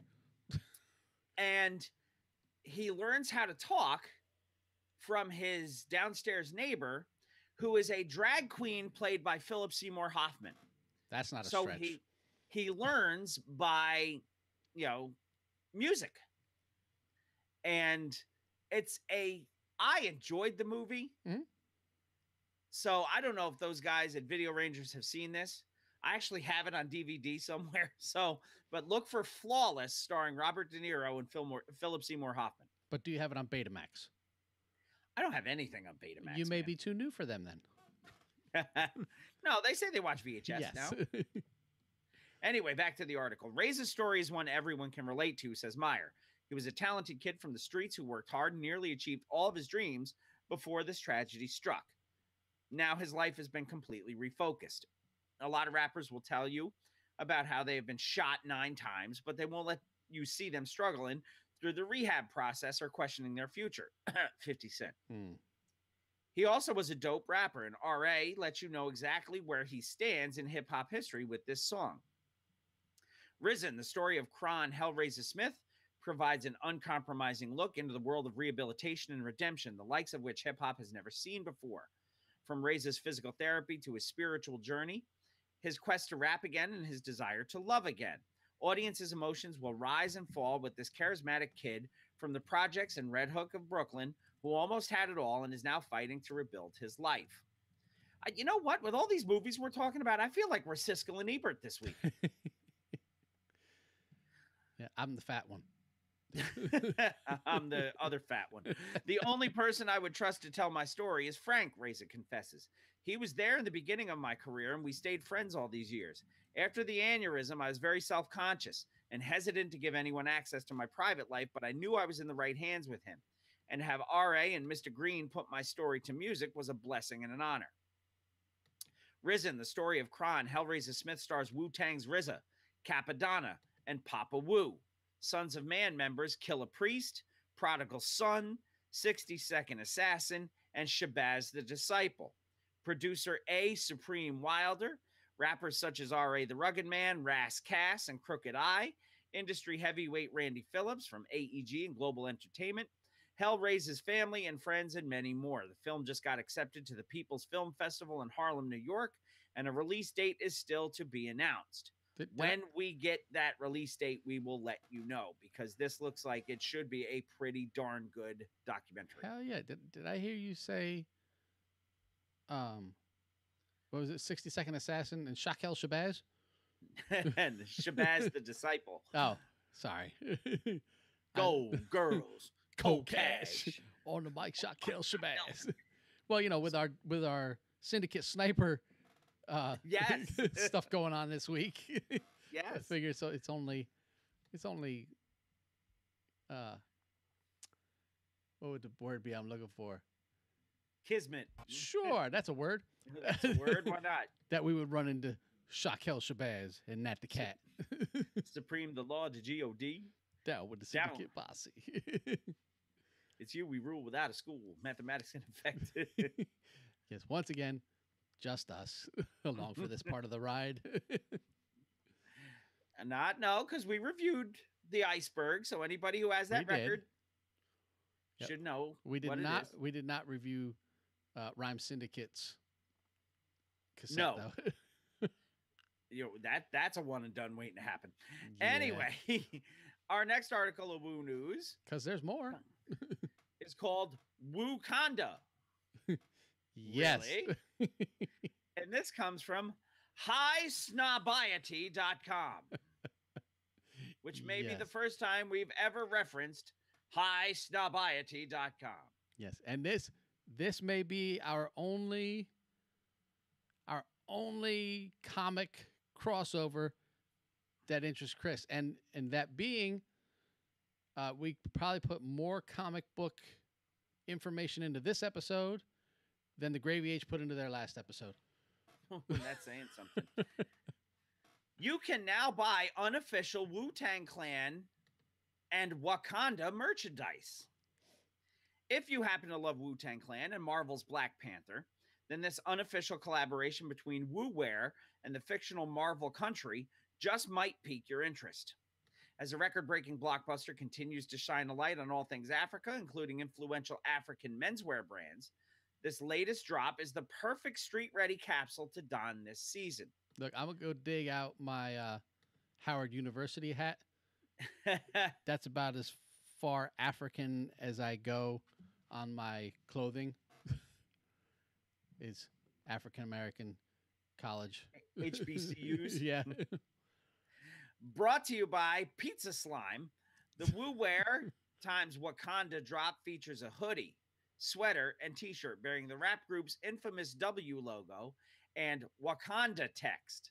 Having already produced Oprah Winfrey's unofficial presidential merch and a logo mashup hoodie, this latest capsule is a must-cop for those wanting alternative Black Panther merch. With prices starting off at $30, you'd be hard-pressed to not have a browse of the items at the very least. Check out the shopping links below on the show notes, and let us know in the comments which one you would wear. I would wear all of them, man. I like the sweatshirt. I like the t-shirt. Love the hoodie. Hell yeah. Here's my thing. Now, as you know, we mention it every week. I have an Etsy shop where I make cool shit like this. I would not put the Woo W on any type of item without the express written consent of the Woo. Yeah, because you saw what happened to the dog walking Wu-Tang Clan. Yeah. RZA went after them with the flying guillotine and chopped off the fucking heads. Because Wu-Tang Clan ain't nothing to fuck with. Yeah, I am not putting that W, which you cannot say, oh, I didn't know that was the Woo W. That's like the fucking bat signal. If you don't know what that is. Especially since they're marketing these things as Wakanda Forever t-shirt, Wakanda Forever long sleeve, Wakanda Forever hoodie. Mm-hmm. Yeah, this is just waiting for the RZA to come and beat him up. I hope they cleared it. Let's just put it that way. I'm thinking they did not, especially with the resurgence of Woo wear. Yeah. Thinking no. So, order at your own risk. Hey, Chris says we could be Blaine and Antoine from Living Color. 2 snaps in a Z formation. Hey. The fact that I remember all that stuff. Hell yeah. It's just terrible. It's terrible. I always fall back on the Headleys. When I was your age, I had tree job. I had a newspaper route. I had a lemonade stand. The final piece of Woo news for episode 213 is not Men on Films. No. Comes from us, Decider.com. Woo, the story of the Wu-Tang Clan evokes the spirit of hip-hop legends despite rough edges. Now, this is for those of you with Amazon Prime and some sort of device to stream it on, whether it be a modified Fire Stick or your PlayStation or whatever. This is free on Prime Video or whatever the hell they call it. Right. I've started watching this. And again, another movie. Yes. Siskel and Ebert. In the summer of 1997, a giant W emerged from behind the clouds, like one of those big-ass spaceships in Independence Day. Taking position over New York's 5 boroughs, pregnant with the hip-hop havoc it was about to unleash on the city below. Full disclosure, I stole the W over the city analogy from my friend Apollo, but that's really what it felt like as we waited for the Wu-Tang Clan's highly anticipated second album, Wu-Tang Forever, to drop. Later that year, on tour with my band, I would meet small-town white boys from Kittery, Maine, who could recite every Wu-Tang album skit verbatim, even though they couldn't decipher the group's complex Staten Island slanguage. Kids carried dice, but couldn't even play CeeLo, yo.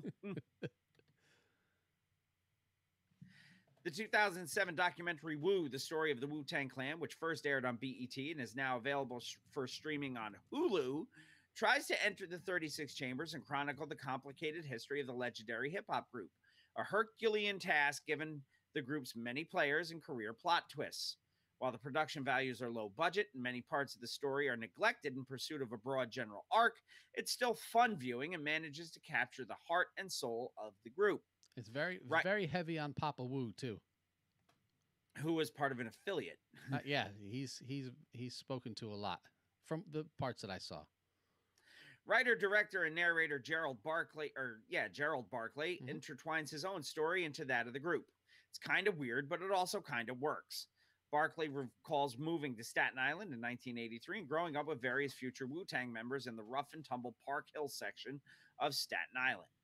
After getting a start in filmmaking, he directed some of the group's earliest music videos and featured them on his New York area cable access shows, The New York Party Scene. Footage from the show captures the group filled with excitement and braggadocio as they record their groundbreaking debut album, Enter the Wu-Tang 36 Chambers. The record's seismic impact would prove to be well earned. Yeah, it's funny. You see him go into the studio and he's going to talk to RZA, and he's still calling him Prince Rakeem. which is funny. Yeah, because well, that's what he knew him. You know, this is my man, Prince Rakim, and it's like, well, yeah, I forgot that he changed his name. He's RZA now, but right. Hip hop had a long history of posse cuts, tracks where established artists brought out their friends and often proteges to introduce them to the world. Some of these tracks, such as The Symphony by Wu-Tang hero Marley Marl and the Juice Crew, are among the greatest hip hop recordings of all time. Wu-Tang essentially turned the idea into an ideal, oftentimes featuring up to 10 MCs on a single track, each one driving the other to heights of lyrical greatness, rapping over the RZA's masterful production, his dark, grimy, claustrophobic mixes, evoking the overcrowded high-rise housing projects and back-alley street games that the group spoke of. While the music of the Wu-Tang Clan is prominently featured in the documentary, there are no new interviews with the actual members of the group. Instead, Barkley, and I just got to notice that my camera wanted to turn off. That's funny. While the music of the Wu-Tang Clan is prominently featured in the documentary, there are no new interviews. Barkley speaks to people connected to the group, such as Wu-Tang Corp CEO Mitchell Diggs, known as Divine, and road manager Papa Wu. See? While normally this approach would seem like a cop-out, filler interviews to make up for the lack of access to the actual stars, with the Wu-Tang Clan it makes sense, since the group itself and their music is only part of the greater story. Wu-Tang were pioneers in business, signing with Loud Records as a group, but with the individual MCs free to sign solo deals with other record labels. As Diggs says, it was unheard of in the music industry. And I think it's funny. Diggs is Mitchell Divine Diggs, but it's also, I believe, RZA's brother. I say it's got to be related to him, yeah. It was unheard of in the music industry. They were also the first hip-hop group whose T-shirts became a vital fashion accessory, not unlike the classic rock and heavy metal bands whose marketing techniques they often emulated. Recognizing the demand, the group opened up a retail store on Staten Island before expanding into Woo Wear, which offered apparel and footwear and other merchandise not linked to Black Panther. No. Well, maybe they just saw it coming, that Black Panther was going to be this big hit in the theater, and they planned it ahead of time. Yeah. By 25 years. Wu-Tang Clan's history goes by fast, and while some details are overlooked, it keeps the momentum surging forward. The group forms, gets signed, and makes their mark in short order, and are soon one of the biggest names in hip-hop. Footage from their 97 tour shows an adoring multiracial crowd singing along to every word, girls crying as if they're watching the Beatles. However, success bred division. As Loud Records CEO Steve Rifkin says, they were still a family, but they weren't living in the same house anymore. Charismatic wild card Old Dirty Bastard fared worst, enjoying the temptations of fame to the fullest, resulting in prison time and bad business deals. No. Not ODB. His 2004 death from a drug overdose is seen by some as a sacrifice that was made to bring the group back together, which they did during the production of the documentary. So they're talking like ODB is some kind of Obi-Wan Kenobi. I believe he maybe was. ODB-Wan Kenobi. How's that? There's a movie for you. What about one of these? Got one of these laying around? Ghostface Killer Instrumental LP. I did have that laying around, and then I gave it to your parents to bring down to you. Yeah, and here it sits. I was listening to it yesterday. Well, the fact that you have a turntable helps. Yeah. Wu, the story of the Wu-Tang Clan, is far from a great piece of filmmaking or a great music documentary. It is, as famed DJ Babito Garcia says in describing the sound of the group itself, R-A-W, raw, because, baby, I like it raw. The camera work is amateurish. There are typos in the graphics. The editing is clunky and clumsy. Kind of like every Wu-Tang album. Kind of like every one of our shows. However, in its own ramshackle way, it is a far more authentic representation of the Wu-Tang Clan than anything HBO might get a big-name Hollywood director to produce. At times, it's like watching home movies, and indeed, members RZA, GZA, and Old Dirty Bastard, as well as Mitchell Diggs and Papa Wu, are all blood relatives. There you have it. Until Ken Burns drops an 8-part PBS documentary on the group, which Burns? I would watch. Mr. Burns? It'll have to do, and that's what the group deserves, an epic that covers their litany of achievements and adventures and does them justice. As rapper Raekwon the Chef says at the documentary's end, speaking of Wu-Tang's many triumphs, you never gonna find 10 ill Nickelbacks until the next millennium. So that is available for watching. I believe it's set on Hulu, right? I think so, but I know it's also on Amazon. Yeah, it streams on both Hulu and Amazon Prime. So yeah, and Optimus Prime too. And Optimus Prime. Our last piece of Woo news, because we haven't mentioned him yet, is that You God still sucks. No story, just facts. Damn right. Did his book come out yet? Or is that end of the month? End of the month, I think. Although we're close to the end of the month anyway. How funny was it that Instagram threw that sponsored thing up for his book? And I'm like, doesn't Instagram know that we think You God sucks and we say it every week? Well, that's the problem. You talk enough about him, and they go, "Oh, key on that." show them You God stuff. Maybe the government is watching us through our phones. You think? Yeah, don't get me started on that. They're watching the posse. They are indeed. Well, they'll be watching the posse who are watching the YouTube feed as we go into our one and done for episode 213. Yeah. And our one and done came to us November 3rd of 1992. It is 69 minutes and 27 seconds long on Rough House Records. Produced by Joe the Butcher Michelob. Michelob, yes. The Oatmeal Head. Oatmeal Head. Farina. The record Pee on you. What? Stop it. The record that we're doing for the one and done for episode 213 is for Pumice. It's for Pumice? Yep. He probably won't listen to this show, but it's for him. It's the debut album of American rap group The Goats. Yeah, let me see if I can pull up somewhere in my mess here. Which were from Philadelphia. Yeah, here it is. Let me phase you out. There they are. Odie Kato, Mad, the M.A., the Double D, Max, and Swayzak. And it is Tricks of the Shade, as you can see on the YouTube feed now. I have a whole lot of tracks on this thing, 25 of them. Yeah, that's a lot. That is a lot. So, why waste time? Let's get right into it. Track number 1, we got Freaks. Every day of the week, we got a freak. We got a freak of the week. Yeah.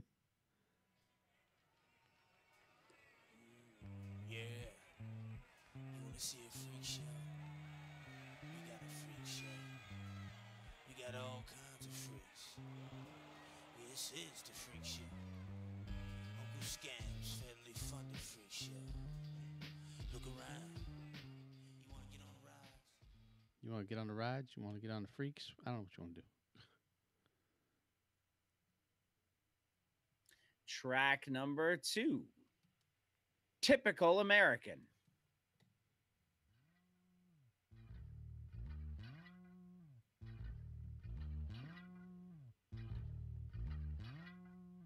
I'm not your typical American. I'm not your typical American. I'm not your typical American. I'm not your typical American. Tell me whose is whose. Tell me who was on the microphone. I'm Odie of the Goaties. I propose I would like up on the edge off the dreads. I'm a rights to a spot to draw political and mystical. I really hope I'm digging that one. Yeah. Track number 3, Hangerhead is Born. The hell is a hangerhead? That's like an oatmeal face. Farina. It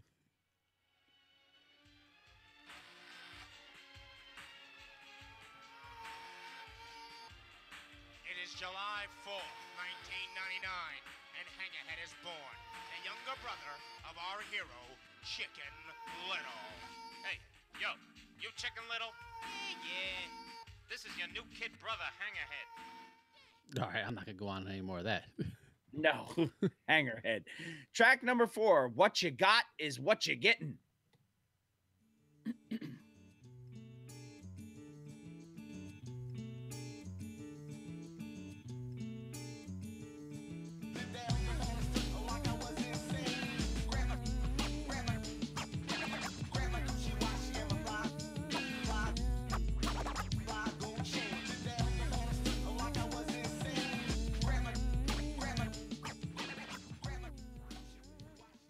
See, when they get into the full tracks and not these little minute and a half things, Yeah.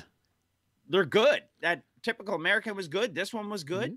You know all those things that they put up. It shows up on Facebook all the time, where they do you take song title or whatever, it's like, and you change it. So like, what if Whitney Houston didn't always love you or whatever?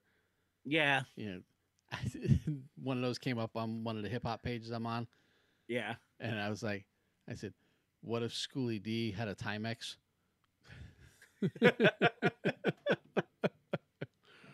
Looking at my Timex. Timex is about that time. Track number 5, Columbus Boat Ride. That shit was funny. Columbus Boat Ride, wasn't he? Killed all those Indians. No. Sit down, Hangerhead. This must be the place. Uncle Scam's welfare and federally funded freak show. This place is huge. This place has everything. I don't need to play no more Hangerhead skits. No. Track number 6, Rue Down with the Goats. I believe that should be R-U Down with the Goats, but they put it as Rue, so it's probably a typo on my part. I would say so, yeah. I got R-U over here. Yeah. No, they put Rue as in like RuPaul or Kanga's kid? Yeah. Okay. No, it's spelled differently.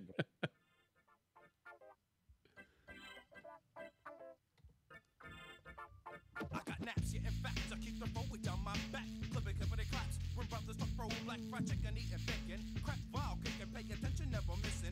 Back alley pissing. Apple pie's never. Sweet potatoes better. Keep 250 and a hoodie just in case of rainy weather. North side dweller, can't you tell by the way I stroke? In case it gets cold, keep the Gary down on hold. Bold control, BAP will never fold. Been bought and sold will never ever like this. This one next one just brings up a Eddie Murphy skit to mind. You nasty, baby. Yes. Track number 7, Coming in Your Ear.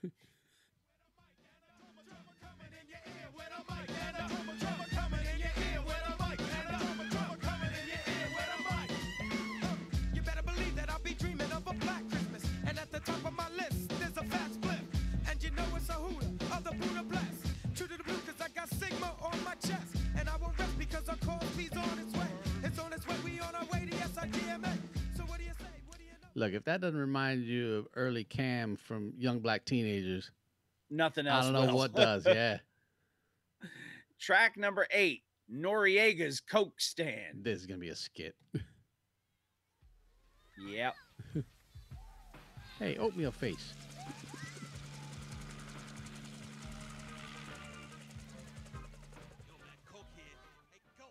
All right. Every time one of these 1 minute skit comes up, Hangerhead. I'm gonna moving on. I was going to say, we're going to get about 10 seconds of that, and that's it. Yep. Track number 9, Got Kinda High.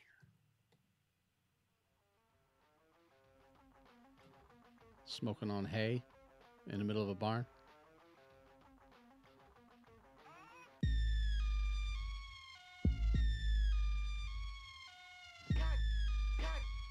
Those annoying noises could make it a Public Enemy track. I know, right?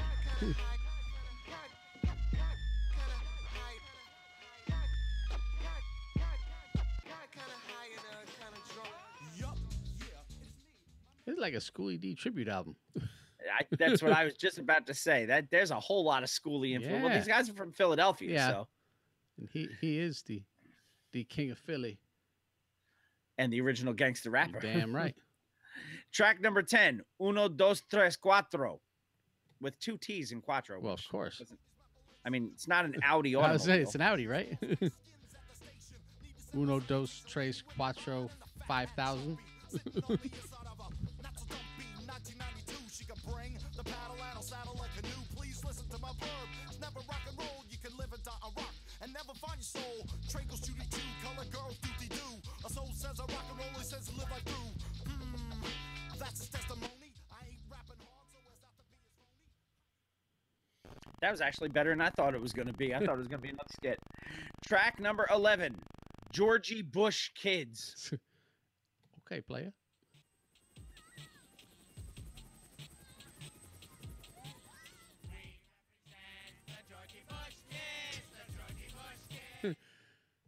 Moving on. Track number 12. Wrong pot to piss in.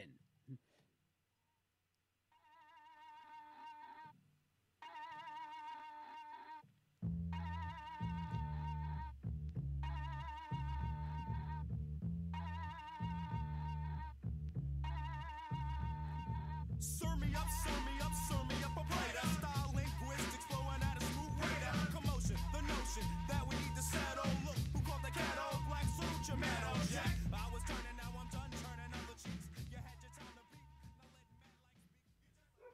beat. That's a lot like YBT. Mm-hmm. I mean, not all their stuff, but when it A does good sound like portion them, it does sound like them. Track number 13. Hip Hopola. Nobody knows I But had Kelly Bundy.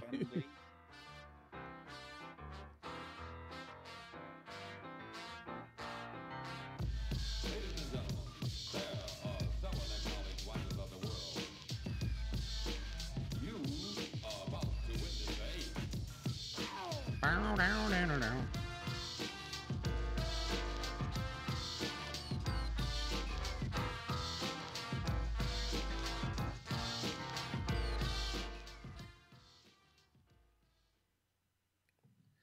Track number 14. Leonard Peltier in a cage. That's like Prince Albert in a can. I'm in a cage. Yo, why is that, G?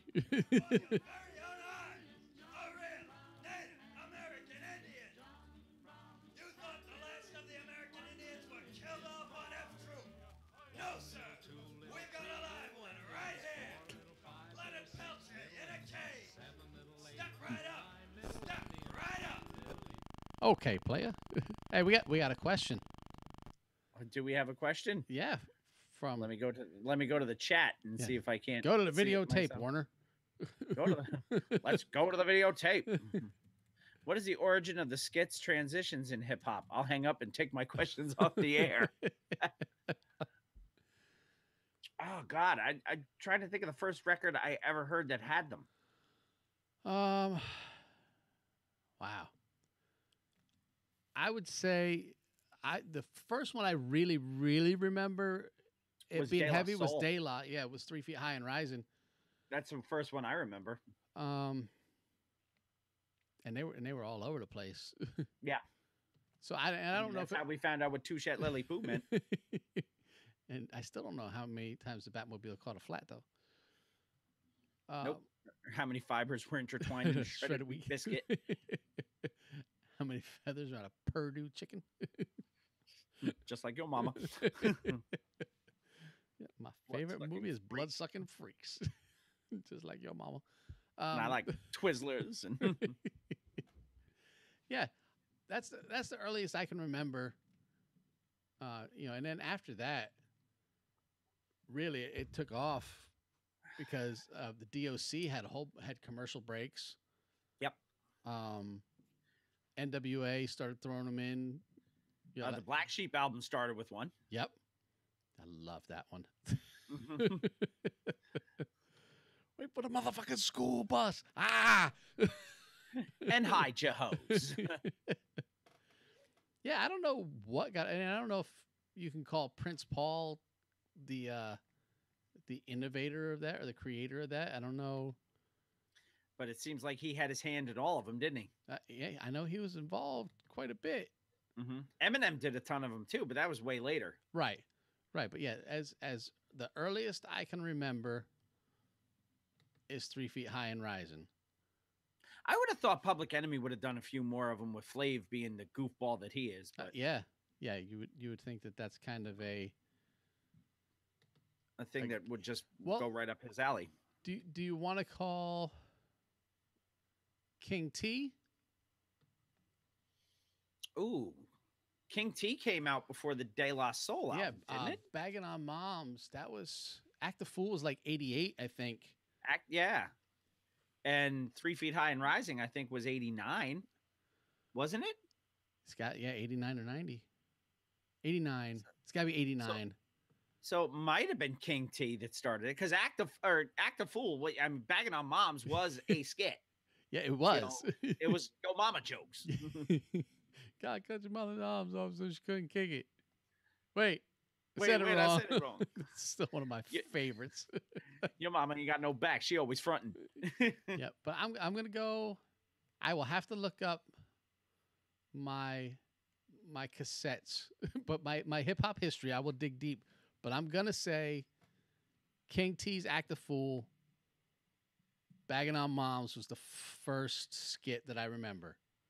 Yeah, might be.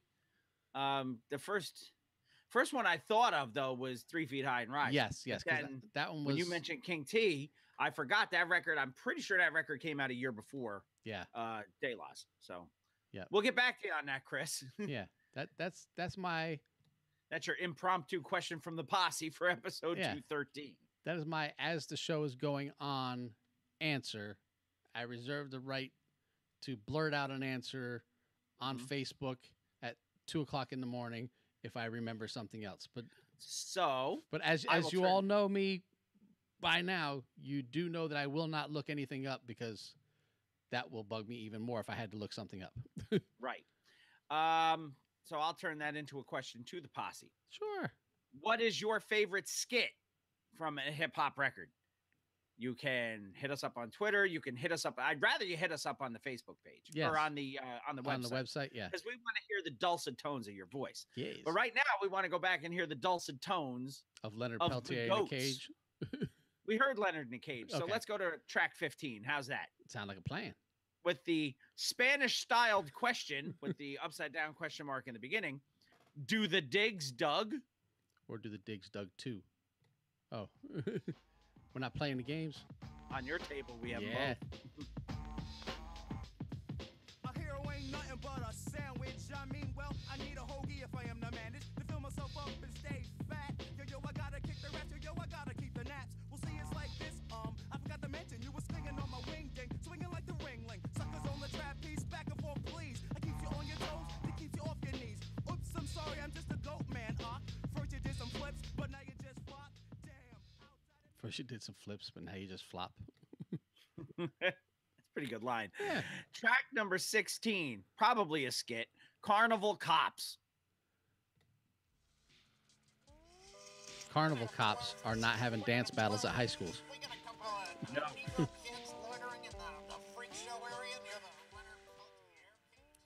If I saw a Carnival Cop, I probably wouldn't say, fuck the police. Wait, I can go back to that. Listen to where they're doing this.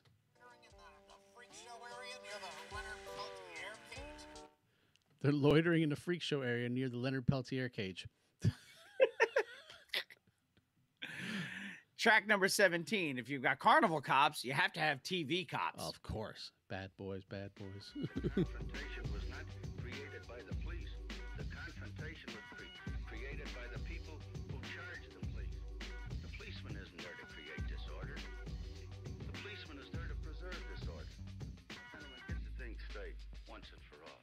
Some used to step cause they didn't know I worked. Others used to step cause they didn't know I hurt. Plaguing me with problems cause they thought I was a gangster. Gas like a tanker, no time for pranksters. I was split from the giddy up. They didn't give a fuck, so I didn't give a fuck. Hat to the back and my jeans way sagging. Hitting some freestyle, frontin' and bragging. Track number 18. It's funny. You said in the cage by the by the Leonard Peltier cage. Mm-hmm. It made me think of, The Greatest Showman, the circus movie with P.T. Barnum and all that, which is like killing it right now. Mm-hmm. And they had the bearded lady in that. Well, of course. On this, we've got the tattooed lady. Nice. Track number 18, tattooed lady. It makes me think of, I'm in a rage. Yo, why is that, G? Well, don't just stand there. Go on in. Come on, Stace. Let's skedaddle. There you go. Let's skedaddle. Let's skedaddle? That's what the man said. Okay, I'll skedaddle right off of that into track number 19, which is the title track of the record. Yes. Tricks of the Shade.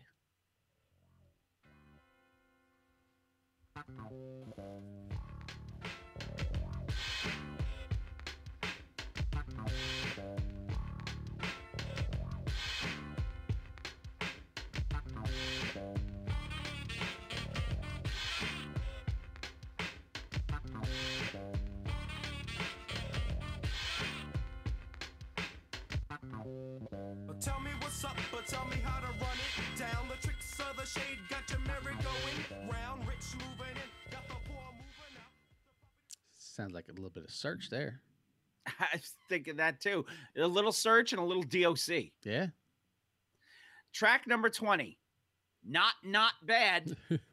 Not to be confused with bad, not good. No, completely different story. This is not bad. This is kind of sounds like what I told Janelle her dinner was like the other night. She cooked this roast or something, and she was convinced that I didn't like it. Mhm. And I said, well, I don't hate it. And, you know, I should have just left the table at that point. Well, so. yeah, that probably would have been the safest route. What I So- should have done. Oh, Not bad. Go on, Mike Birbiglia. What I should have done was. I love Mike Birbiglia. He's funny. So this is track number 20, not bad, as soon as the commercial ends on the Spotify feed. Yeah. Why try premium? Because you want more money out of me. Yeah, so I can get rid of these stupid commercials. That's why. Start a Patreon page so people can pay for our Spotify premium so they don't have to watch commercials. All right, 4, 3, woo.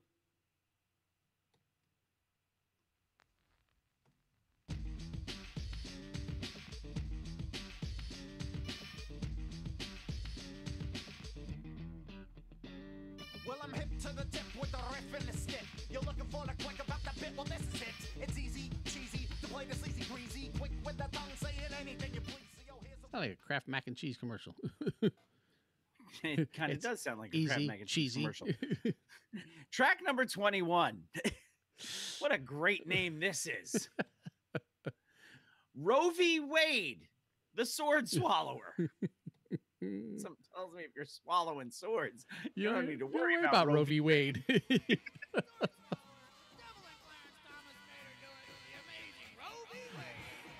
lady, that's not a sword, that's a coat hanger. Listen, Sean, you think I'll be doing this if I had control of my own body? Clarence Thomas made her do it. There's just something completely wrong about that whole 30 seconds we just played. Wow. Track number 22, I'm not even sure how to pronounce. I'm going to go with yeah. Let's go with that and let's see if they say it any different.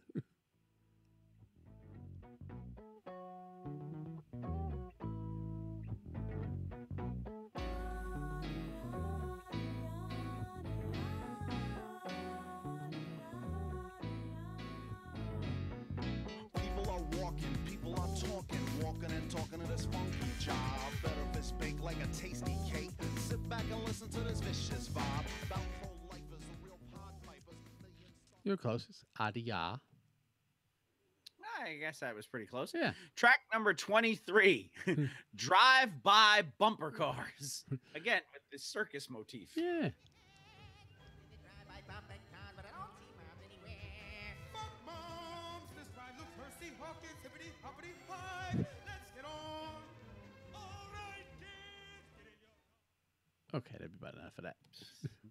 Track number 24. This is going to get all your Republicans up in arms. Yep. Burn the flag. Burn Hollywood, burn. Oh.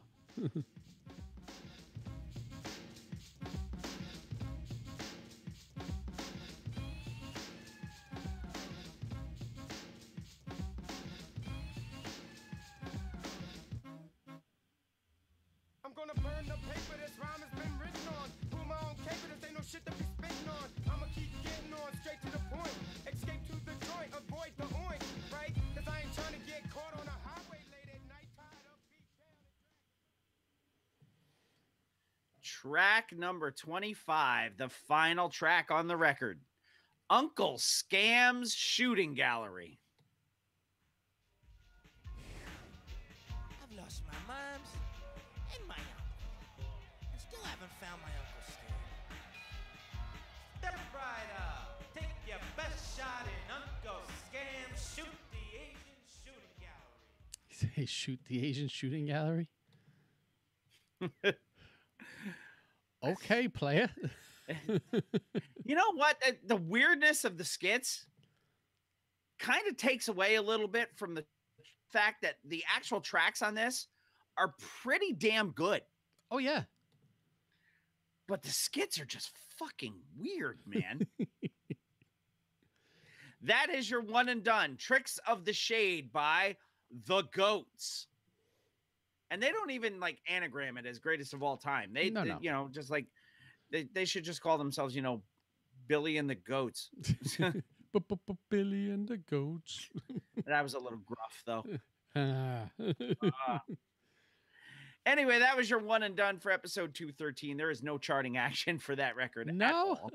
So we shall go right into, I know it's hard to believe. We'll go right into the record of the week for episode 213, which comes to us by our new artist of the month for March of 2018. Yes. Your record of the week came to us June 22nd, 1993, running 60 minutes and 8 seconds on First Priority Music and Atlantic Records. Produced by a whole lot of motherfuckers. Mm-hmm. Produced by Audio 2, Backspin, Markel Riley. Not Teddy Riley, because then you'd have a Teddy Jam. You would. And somewhere over the rainbow. Oh, jam, jam, Teddy Jam for me. There is a Teddy's Jam. There is. Franklin Grant, Tyrone Fife, Tyrone Little Chillifoot. Chris Smith, another Little, Uh-huh. Funk, K. Cut and Sir Scratch, O. Scott. Told you. Every brother you never heard of, including Savion Glover, as you've never seen on him before. K. Cut and Sir Scratch. They from Main Source? Yes. All right. And then you might not have heard of most of them, but you have heard of the artist because this is the fourth album released by your artist of the month for March of 2018, MC Light. And this record, since it is Women's History Month, yes, it is. MC Light is your artist of the month. This record ain't no other. And I have 17 tracks on this record. Let's throw over here to Spotify and see what I got. And see what we see. Ta-da. 17. Nice. Track number 1 is a 19-second introduction called Intro. And that goes right into track 2, which is Brooklyn. Yes, but it's intro side 1. Oh, see, I don't have the sides differentiated because I have it listed as a CD. Right. And we come down right now to let you know that MC Light is not to be fucked with. This album will bring nothing but the lyrical terrorism and hardcore beats. So come down, MC Light, because you alone run the dancehall borderline.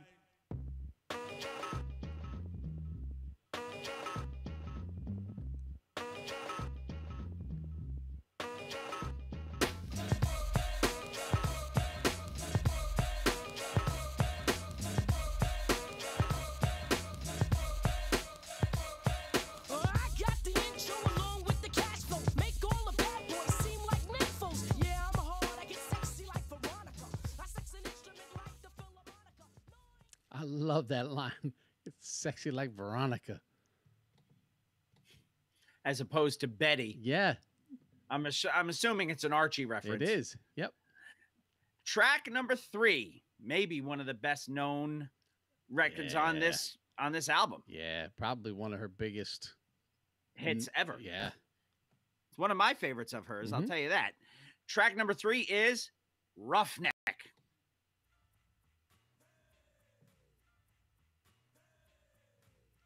Hello.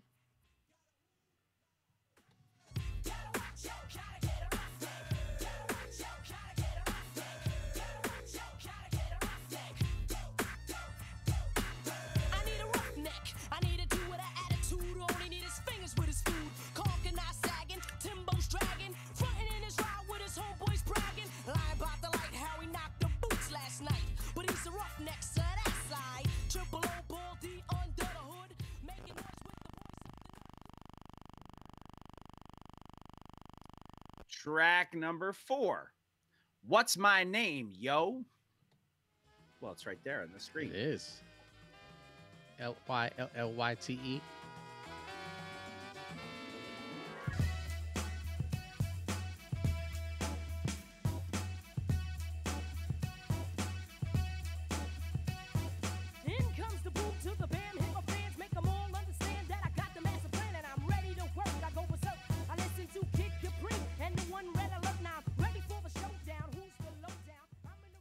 Shouting out to Uncle Red. This next one's just for you. Yes. Of course it is. Track number 5, Lil Paul.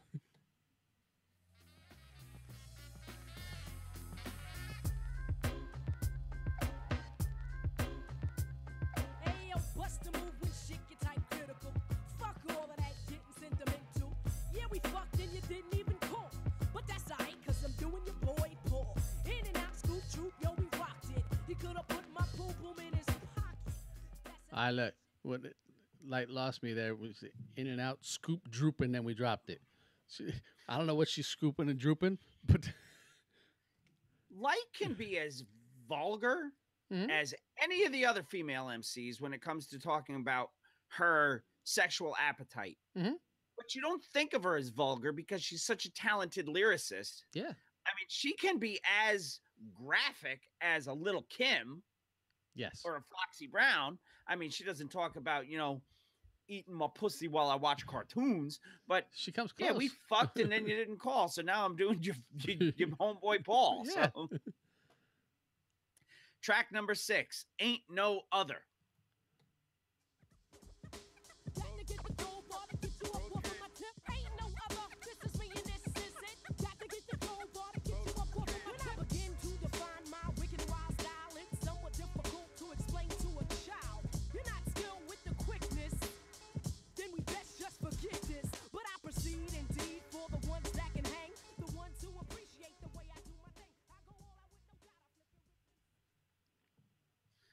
Track number 7, featuring Lin Q and Makiba Mooncycle. Okay, is that one of Frank Zappa's kids? Yeah, maybe. Hard Copy. Step 1 to the 2, to the 2, to the 2. Step 1 to the 2. Step 1 to the 2. Step 1 to the 2. I'm a big shot. Hot chick can be one shot. Rap shot in and out the boondocks. I got the street smarts. I'm on the air like Jordan.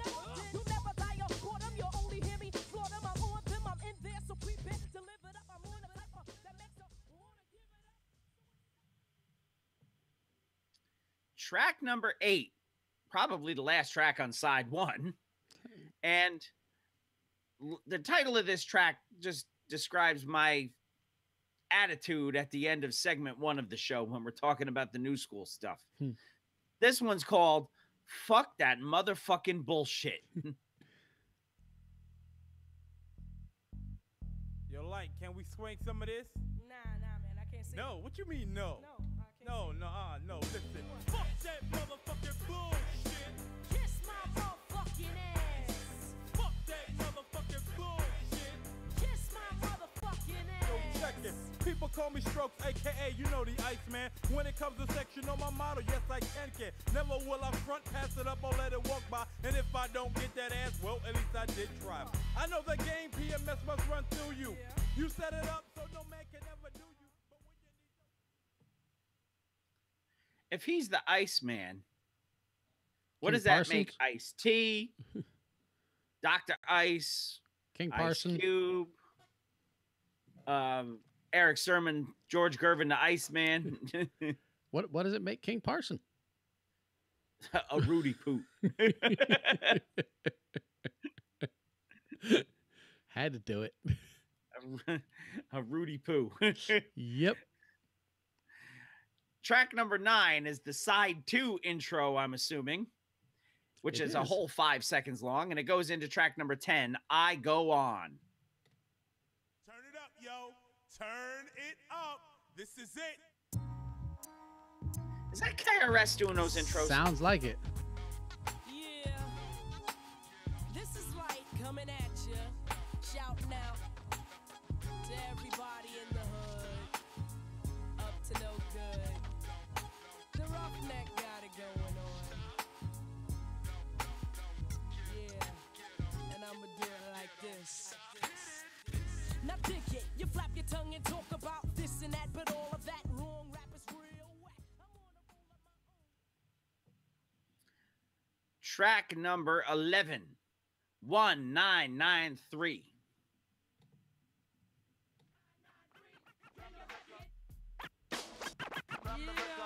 Yeah.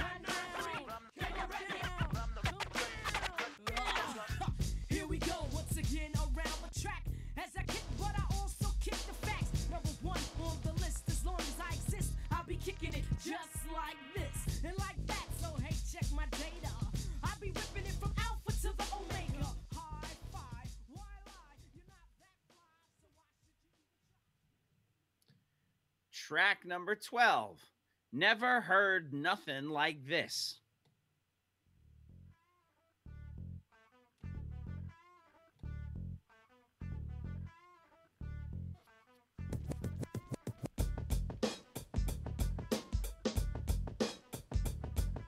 I told my brother Giz, but the Giz thought I was bluffing. I wanna kick one off, kinda other saying nothing. He said I must be smoking, cause nothing ain't the norm. He know I don't give a flying fuck word is born. I really don't care. I really don't give a. Really don't give it. Track number 13. Can I get some dap?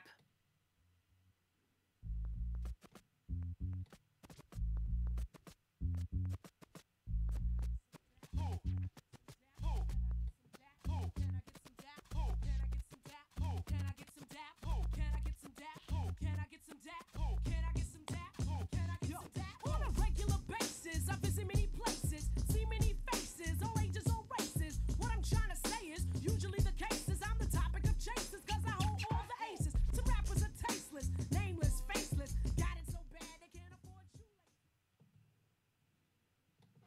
Track number 14. Let me Adam. Not spelled like Adam the name, and not spelled like at them. Just No. In between.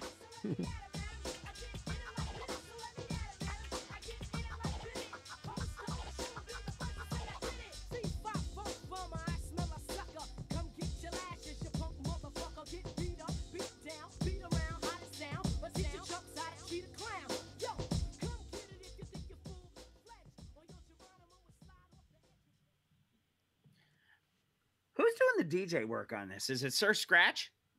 I don't know at this stage. Because, the turntable stuff on here is pretty damn good. Yeah. No, at this stage of her career, 93, I really don't know. Well, K-Cut and Sir Scratch were both They're producers. producers, yeah. So it wouldn't surprise me if it was Sir Scratch. Yeah, I know, way back, it was DJ K Rock. Right. But it doesn't say. No. Track number 15. Again, light getting a little dirty on this one. Mm-hmm. Steady fucking. You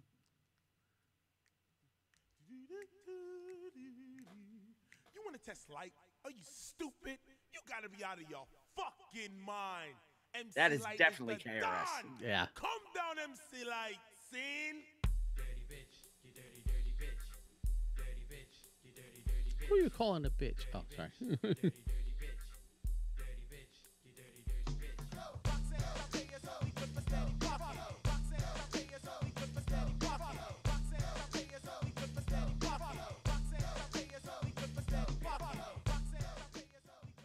All right, we're already at 38 seconds. I can't keep going. And now you know where they got that title Uh-huh. from, which is kind of funny considering we talked about that movie. Mm-hmm. Track number 16. Maybe a prequel to Run's House. This one's called Whose House? Commercial House. Commercial House. I want to know, the stream health went from green to red, back to green in like a 2-minute span, and nothing has changed. I'm hardwired the whole time. No, I think that's probably on their end. I don't know. It said YouTube is not receiving enough video to maintain smooth streaming. Which is weird because I haven't seen any lag on it at all. Yeah, ridiculous. Just sending messages to me to mess me up. All right, here we go. Alright, fellas, y'all always stepping to me saying like, yo, give us some time to rhyme. So now here's your chance. I want y'all to kick your best shit for 93 and be outie. Whose house? Our house. Our house. Hell yeah. Whose house? Our house. Our house. Hell yeah. Whose house? Our house. Our house. Hell yeah. Whose house? It's yours. Who run this house here? Who run it? We do. If you don't like it, there's the door, miss. See you. No, I'm not having it. Oh, sorry. Track number 17 is the other really, really well-known track off of this. I Cram to Understand You. And Yeah. This is the last track on the record. Yeah, this is just a remix thrown onto this record. This is not from this album. No. From the time of the ancient Egyptians until today, to do right here is go back. From the time of the ancient Egyptians until today. Way back. A light appears. Way back. A light appears. Way back. A Way light back. appears. Way back. Back there in the beginning. Back there in the beginning. Back there in the beginning. It's a remix by DJ Doc. He's down with us. Mm-hmm. So is Mick Boo, although he's X-rated. That's what I hear. And that is your record of the week for episode 213. Ain't No Other by Artist of the Month, MC Light. Ain't nobody. I have 2 singles that charted off of this. 2. I'm going to go with Roughneck. Definitely 1. I'm trying to think of what else would have come off of this.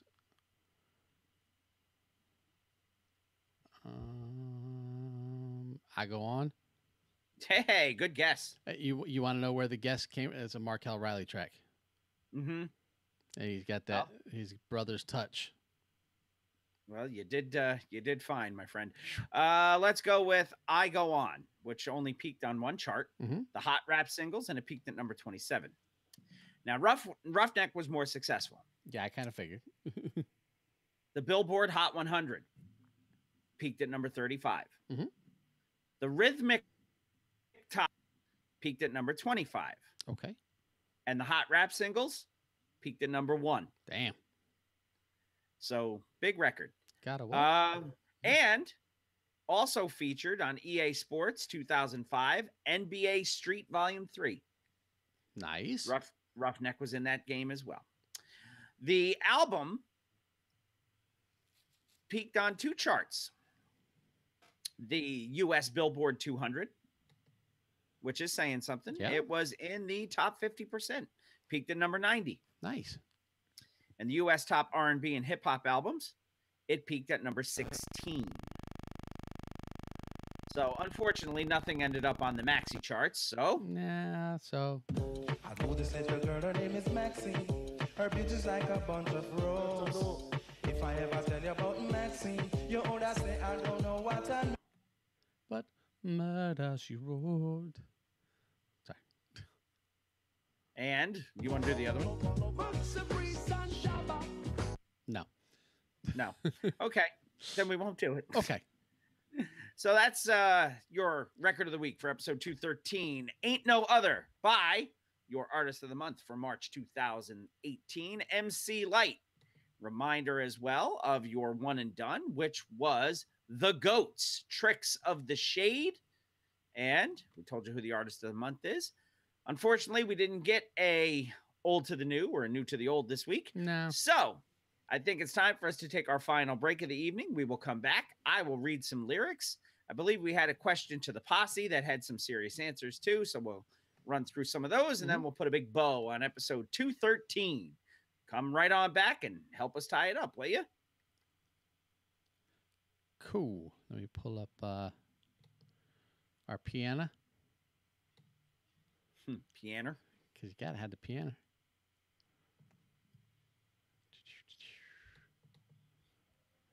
Pull this up and then pause it. Pause. Pause. Pause for the cause. Get yours. You're gonna get yours.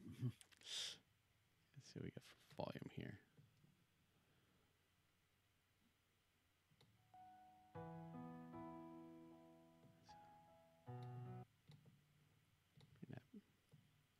Take that. Rewind it back. Little John got the beat to make your booty go. Ursher. And you are 15, yes?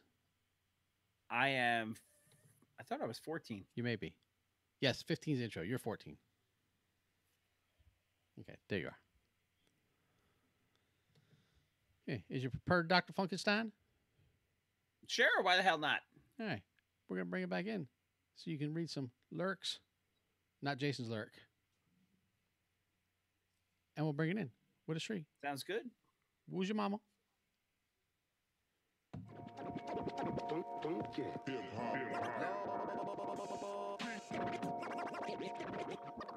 But it starts with Bill. I'm Bill S. Preston. It's called reading. Top to bottom, left to right. Group words together as a sentence. Take Tylenol for any headaches. Midol for any cramps. Most people probably don't listen to the lyrics, but they should. Welcome to Bill Reads Lyrics. Welcome back to episode 213 of the Mr. Throwback Thursday podcast. It is time for Bill Reads Lyrics, as you just heard.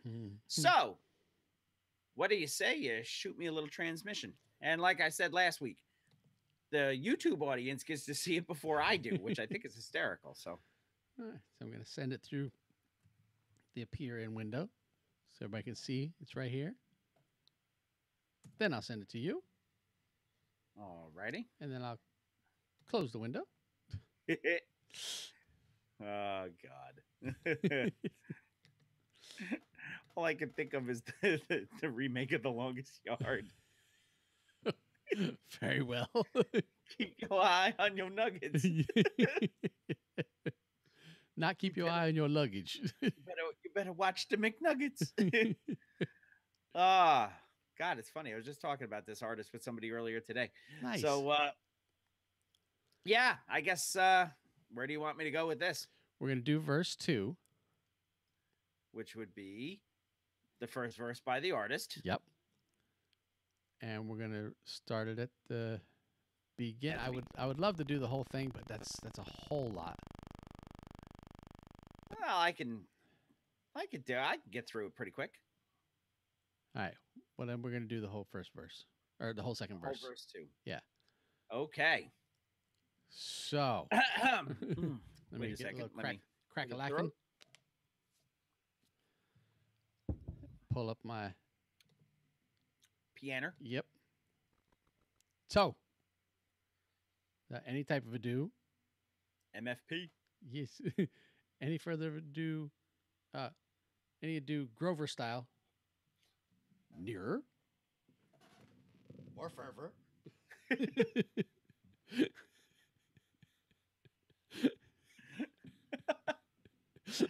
YouTube's getting the show tonight.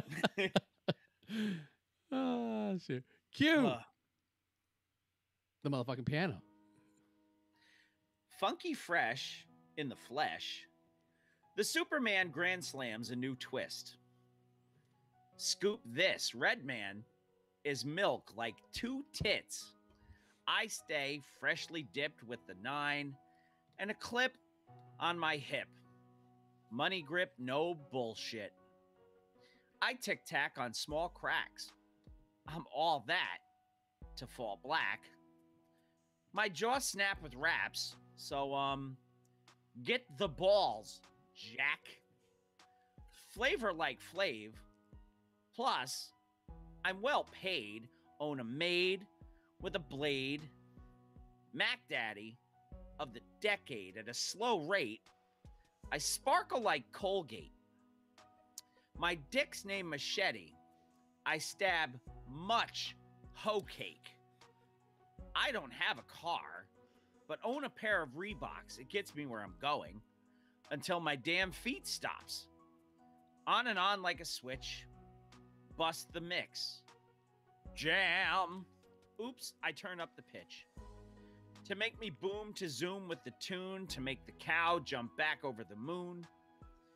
It's Reggie Noble. Yeah, I'm feeling kinda so-so. I dog you like Toto, make Rudolph's nose glow. Funk out of sight with the type of hype to make you say, dynamite! Chiller than the ice on vanilla. I kill more kills than the quills from tequila. I'm down with the green.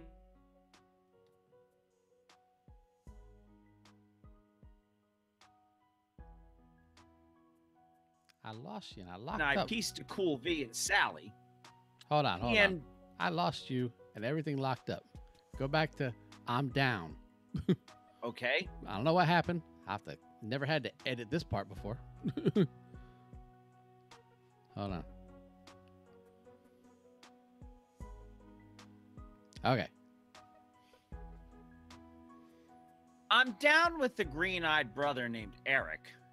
Charlie, how you rate this? 10 like Bo Derek. I'm deeper than a valley. Peace to Cool V and Sally. PMD, my man Solo.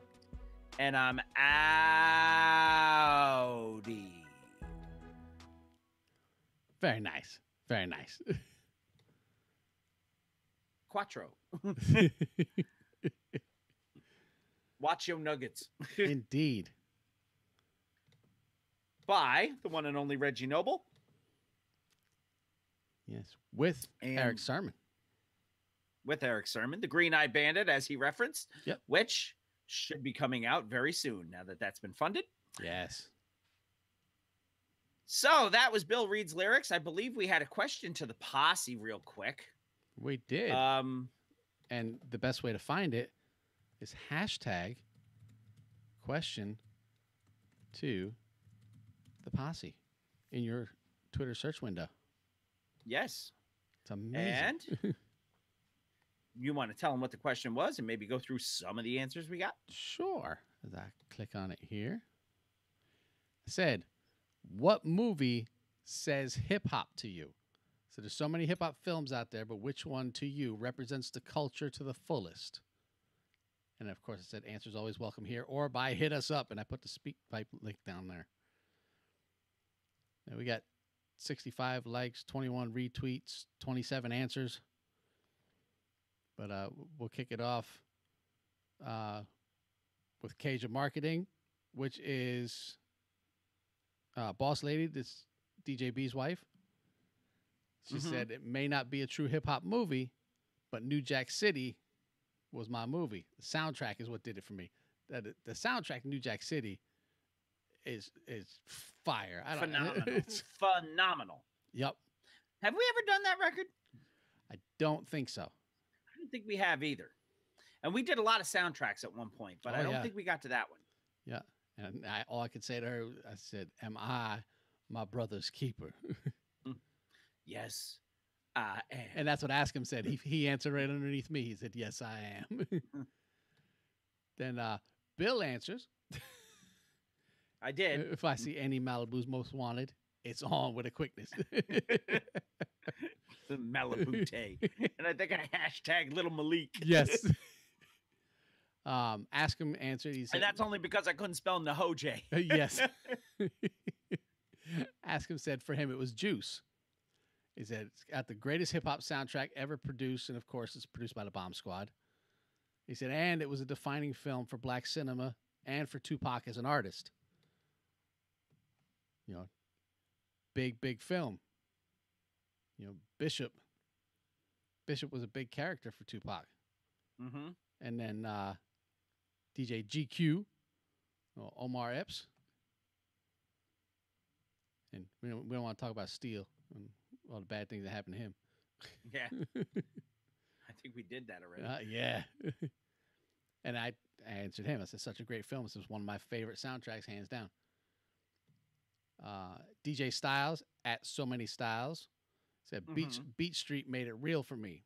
He said, this Oakland kid had never seen the Bronx or New York in that light. Plus, it had all the elements and cameos galore of hip-hop pioneers and legends. You know, freaking Herx and Beach Street. And artist extraordinaire Justin Bua makes an appearance in the big battle scene between, well, it's actually between Rocksteady Crew and the New York City Breakers, but yeah, Boo is in that scene. Mm-hmm. Yeah. And he actually liked that tweet. Yes, he did. Yeah. He went back and liked it. I saw that today. Yeah. At Wife of Music, which is Divine Design Studio, said, I'm going to take it back to Beach Street and Crush Groove. And that, of course, had to say Beach Street's the greatest Christmas movie of all time, and I tagged you in that. Yeah, and then did you see somebody else mention that? And I replied with hashtag greatest Christmas movie ever. Of course. Because, you know, I got to keep it real for you. Yep. And then Divine Dine Studio said again, so wait, what are we talking about, soundtracks or the movies themselves? You know, because Save the Last Dance was hip-hop, and so was Honey. Mm-hmm. And, of course, I was talking about the movies themselves, you know. But, as always, the questions are fluid. Wherever they go, they go. Yeah. That's the best part. You know, just keep people talking about classic hip-hop. That's what we're here for. At B but underscore. I actually had a real answer too. I said it was Juice as well. Yeah. With a minor shout out to 8 Mile because I thought that depicted the battles. Yeah. Very, very well. And it had a killer soundtrack too. Yeah. Old Man Rorschach said Beat Street had graffiti, breaking and DJing with a splash of MC, and also incorporated modern dance, the Alvin Ailey School, with breaking. And he said, so somebody say Remo. And then he says, rah, in parentheses, Melly Mel voice. That's how I knew to say that. Yeah. Rah. And then DJ Styles posted the Ramo, if art is a crime, may God forgive me, the big burner that he put on the wall. Right. And then Rorschach said, word up, just ordered the DVD. I need that back in my life. It should be here Tuesday. I said, and that is the power of the Mr. Throwback Thursday podcast right there. Hugo at Peach69, he said, out here on the West Coast, Boys in the Hood and Menace to Society, amongst others, were perfect complements to the gangster rap subgenre. Menace to Society soundtrack was one of my favorites. See, and that's another great soundtrack. Yeah, and that's the big thing. But, you know, hip-hop to you is where you were, what you knew, because, you know, Boys in the Hood, which, why is it one of my favorites? Furious Styles. Damn right. Greatest name.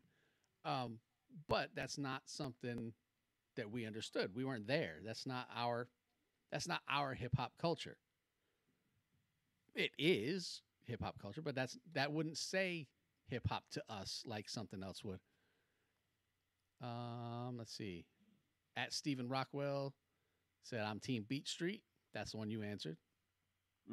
At Aw3333 said Style Wars. Style Wars is a nice choice. That's like the original hip hop culture movie. At D Menace _12 said, first and foremost, have to go with Beat Street and then Crush Groove and Wild Style. So Wild Style is the one that I threw up the picture of with the original tweet, because that would have been mine. You know, it was the beginning. It was early. It was raw. It was heavy on graffiti, but everything was involved. At Dr. J512 said Warriors. That might be a stretch, but Yeah, okay. But it's what it says to them, though. At Wisdom since 70 said Wild Style and Style Wars touched on the culture in its infancy and wasn't tainted by the powers that be in Hollywood to dilute the message and tones. See, I like that because that's why I went with Wild Style. Because it's raw. I mean, they had a famous graffiti artist play the famous graffiti artist. You know, it's not like they were bringing in actors to play these parts. They're taking the real people that do it and making them play a part of themselves. You know, so the acting was not good, but it showed you the stuff that you didn't necessarily see because you weren't there. It showed you all the back, you know, how they run across the tracks and go back and they put up the burners and the cops are coming, got to run and hide. You know, so some really cool stuff. At Rumble 40508 says Juice was the most relatable to me, but Wild Style and Style Wars represented the essence of hip hop. I love this one. It's at Rita X Ben. Now this is from France. It says CB4 was a real great hip hop movie about how many gangster rappers were just fake. So, but my heart goes to Beat Street and Break Street 84 because everything started after that here in Paris. So that's good. We get to see international reach on what they saw as hip hop. You know, and the cool thing about it is, you know, everybody over here in the States is saying, you know, Beat Street was a big one because it showed dirty, real gritty hip hop.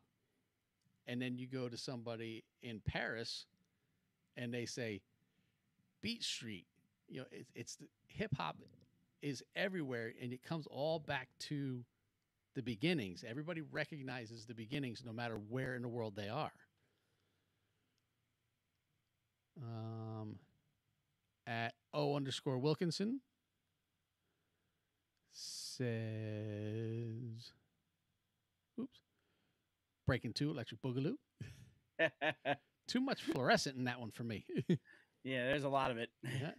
At Darth Pasty Boy says, Do the Right Thing. Love that movie. At From, F-R-U-M, the T-H-A-B. Who's the Man with Ed Lover and Dr. Dre. Now people are just reaching. I could throw that. I could throw Disorderlies in there, and I'm not could. going to do that because I love the Fat Boys, but that movie doesn't scream hip hop to me. No. That movie screams comedy. Cash a check for the for the Fat Boys. Yeah. At Butterfly Tie, Buttaflyty. So maybe it's an age thing because I should say Crush Groove, but everyone around me was older, so I'll say Wild Style. As for the soundtrack, New Jack City and Boomerang. At WBall777, not related to the balls. Good, because I'd hate to have to say fuck this guy. Says Wild Style. We got two more. At Travis Bickle 67 says Wild Style Juice. Travis Bickle, nice. Yeah, you see the picture. Wild Style Juice and 8 Mile Keep It Real. He's walking here. And at Pat_Mello says bombing is the cool answer, but honestly, seeing Turbo popping and freaking with the broom and breaking. It's one of my favorites. That was actually pretty good. Yeah. Now, if I go, we just got a result come in now. Okay. At LAMA_J says Beat Street. We got retweeted, and this went a little crazy off of that. Let me find it real quick. That's probably easier to go to my page. More than likely. Yet. And we're scrolling, and you're scrolling. I really need to stay off of Twitter. Here we go. Nope, didn't want to click on that. Reagan Gomez retweeted us. Now, Reagan Gomez has a podcast called Reaganomics. Mm-hmm. Actually, her full name is Reagan Gomez Preston. You may know her. She was Zarya on Parenthood. Yes. She is Roberta on the Cleveland Show. Yes. Yeah, her. We got talking because somebody tagged her in it and said, well, in my tweet, we got talking about it, and then somebody said, where's Reagan during this conversation, and tagged her in it. So she chimed in, and then we started going, and I can find it for you now that I'm just boring everyone else to death here. Replying to Reagan Gomez. She said, I'm an 80s baby, love breaking, but it didn't say hip-hop to me. The first movie I saw that said hip-hop was probably House Party. That movie was everything to a 9 and 10-year-old me. She said, I wanted to be Shireen. Yo, Shireen!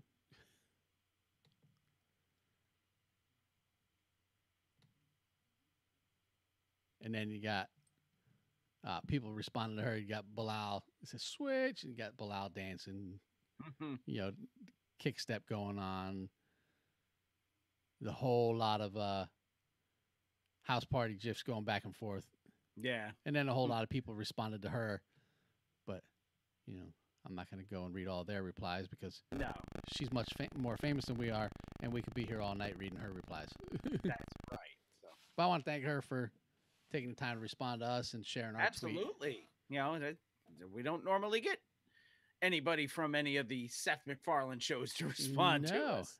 No. And sharing the question to the posse with her posse. Well, thank you, Reagan. Thank you very much. All right. So I think that's going to do it finally for episode 213. That was a good question. Yeah. So I'm going to throw out the question to the posse this week, and I'm sure you'll tweet it out because it came up in conversation before. What is your favorite all-time skit from a hip-hop album? Mm-hmm. You can tweet us back. You can hit us up. Please go to MR Throwback Thursday and hit us up. We love when people talk to us. So go to MR Throwback Thursday. Make sure you got a microphone hooked up to your computer or on your phone or whatever. Phone, yeah. Hit us up. Leave us a voicemail message. Let us know what your favorite skit is. If you can quote it, even better. So otherwise, just hit us up on Twitter. And to get the Twitter and everything, I suppose I should do the wrap-up, shall I? You should. Take us home. I will take us home. Do not forget that this podcast and the two fools who brought it to you are all fueled by death. And that is the world's strongest coffee, Death Wish Coffee. And that is available on Facebook, Twitter, and at deathwishcoffee.com. You can use Throwback and save 10% off of your order. You can rest your feet comfortably on a Def Rug, which is available at deafrugs.com, the brand new deafrugs.com. Find them also on Facebook, Twitter, and Instagram at Def Rugs. Our friends over at Eclectic Goods, hand-painted shoes, each pair hand-painted to your specifications. No machine processing. Check them out and order on Facebook. Eclectic Goods on Twitter. Send them email to eclecticgoodsva@gmail.com and see their work over on Instagram at EG Custom Kicks. After this week, maybe you want some MC Light shoes. You might, do Rabbits, you might. Melted Mics, MLTD-MICS. Our friend Pumice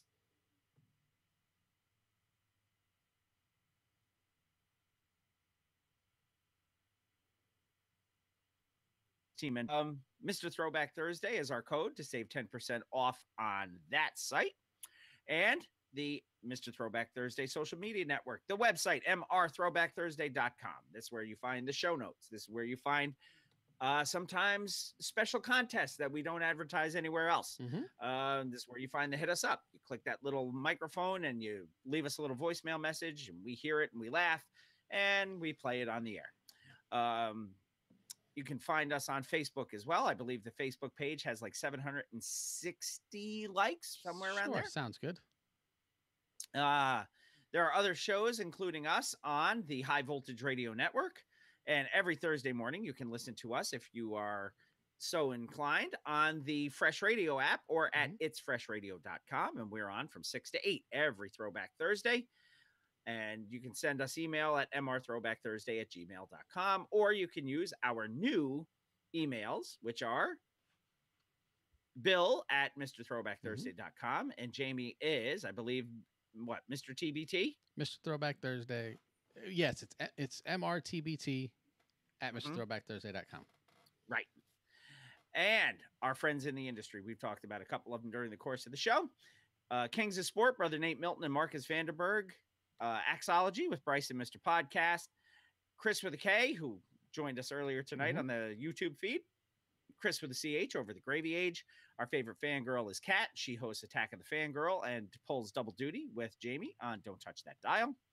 We mentioned our newest friends, the Video Rangers, who review old bad movies and talk about them with all sorts of pop culture references in them.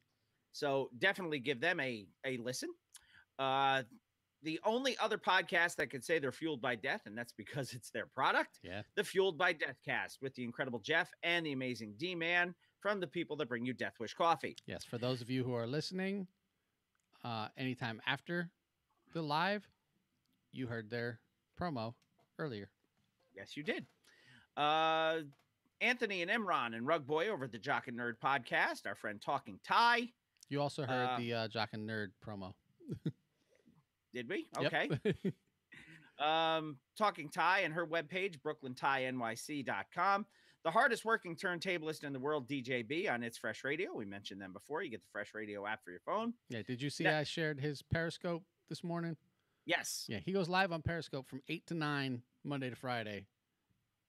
And then the second hour, he's just hanging out over on Fresh Radio. But you can watch him either live, doing the do. Yes, yes. Never Mind the Bollocks podcast with Ask 'em, Art You Can Hear, and Dan, the definitive radio show with real guests, real topics, real talk. And if you take a look at Ask 'em's Twitter feeds and everything, which you can get through their show Twitter feed, you got to see this guy's artwork. It's unbelievable. Yes.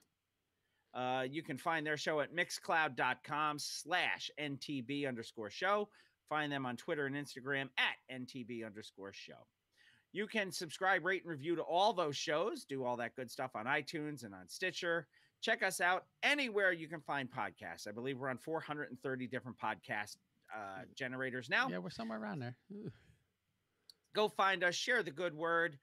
Good show, good music this week. We'll see you back next week for episode 214. But until then, always remember, keep it classic and new school stale, old school fresh.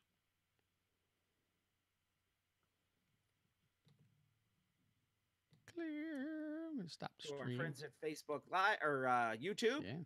Thank you very much for joining us. We will see you probably next Monday morning. So until then, bye-bye. Bye, Bonds.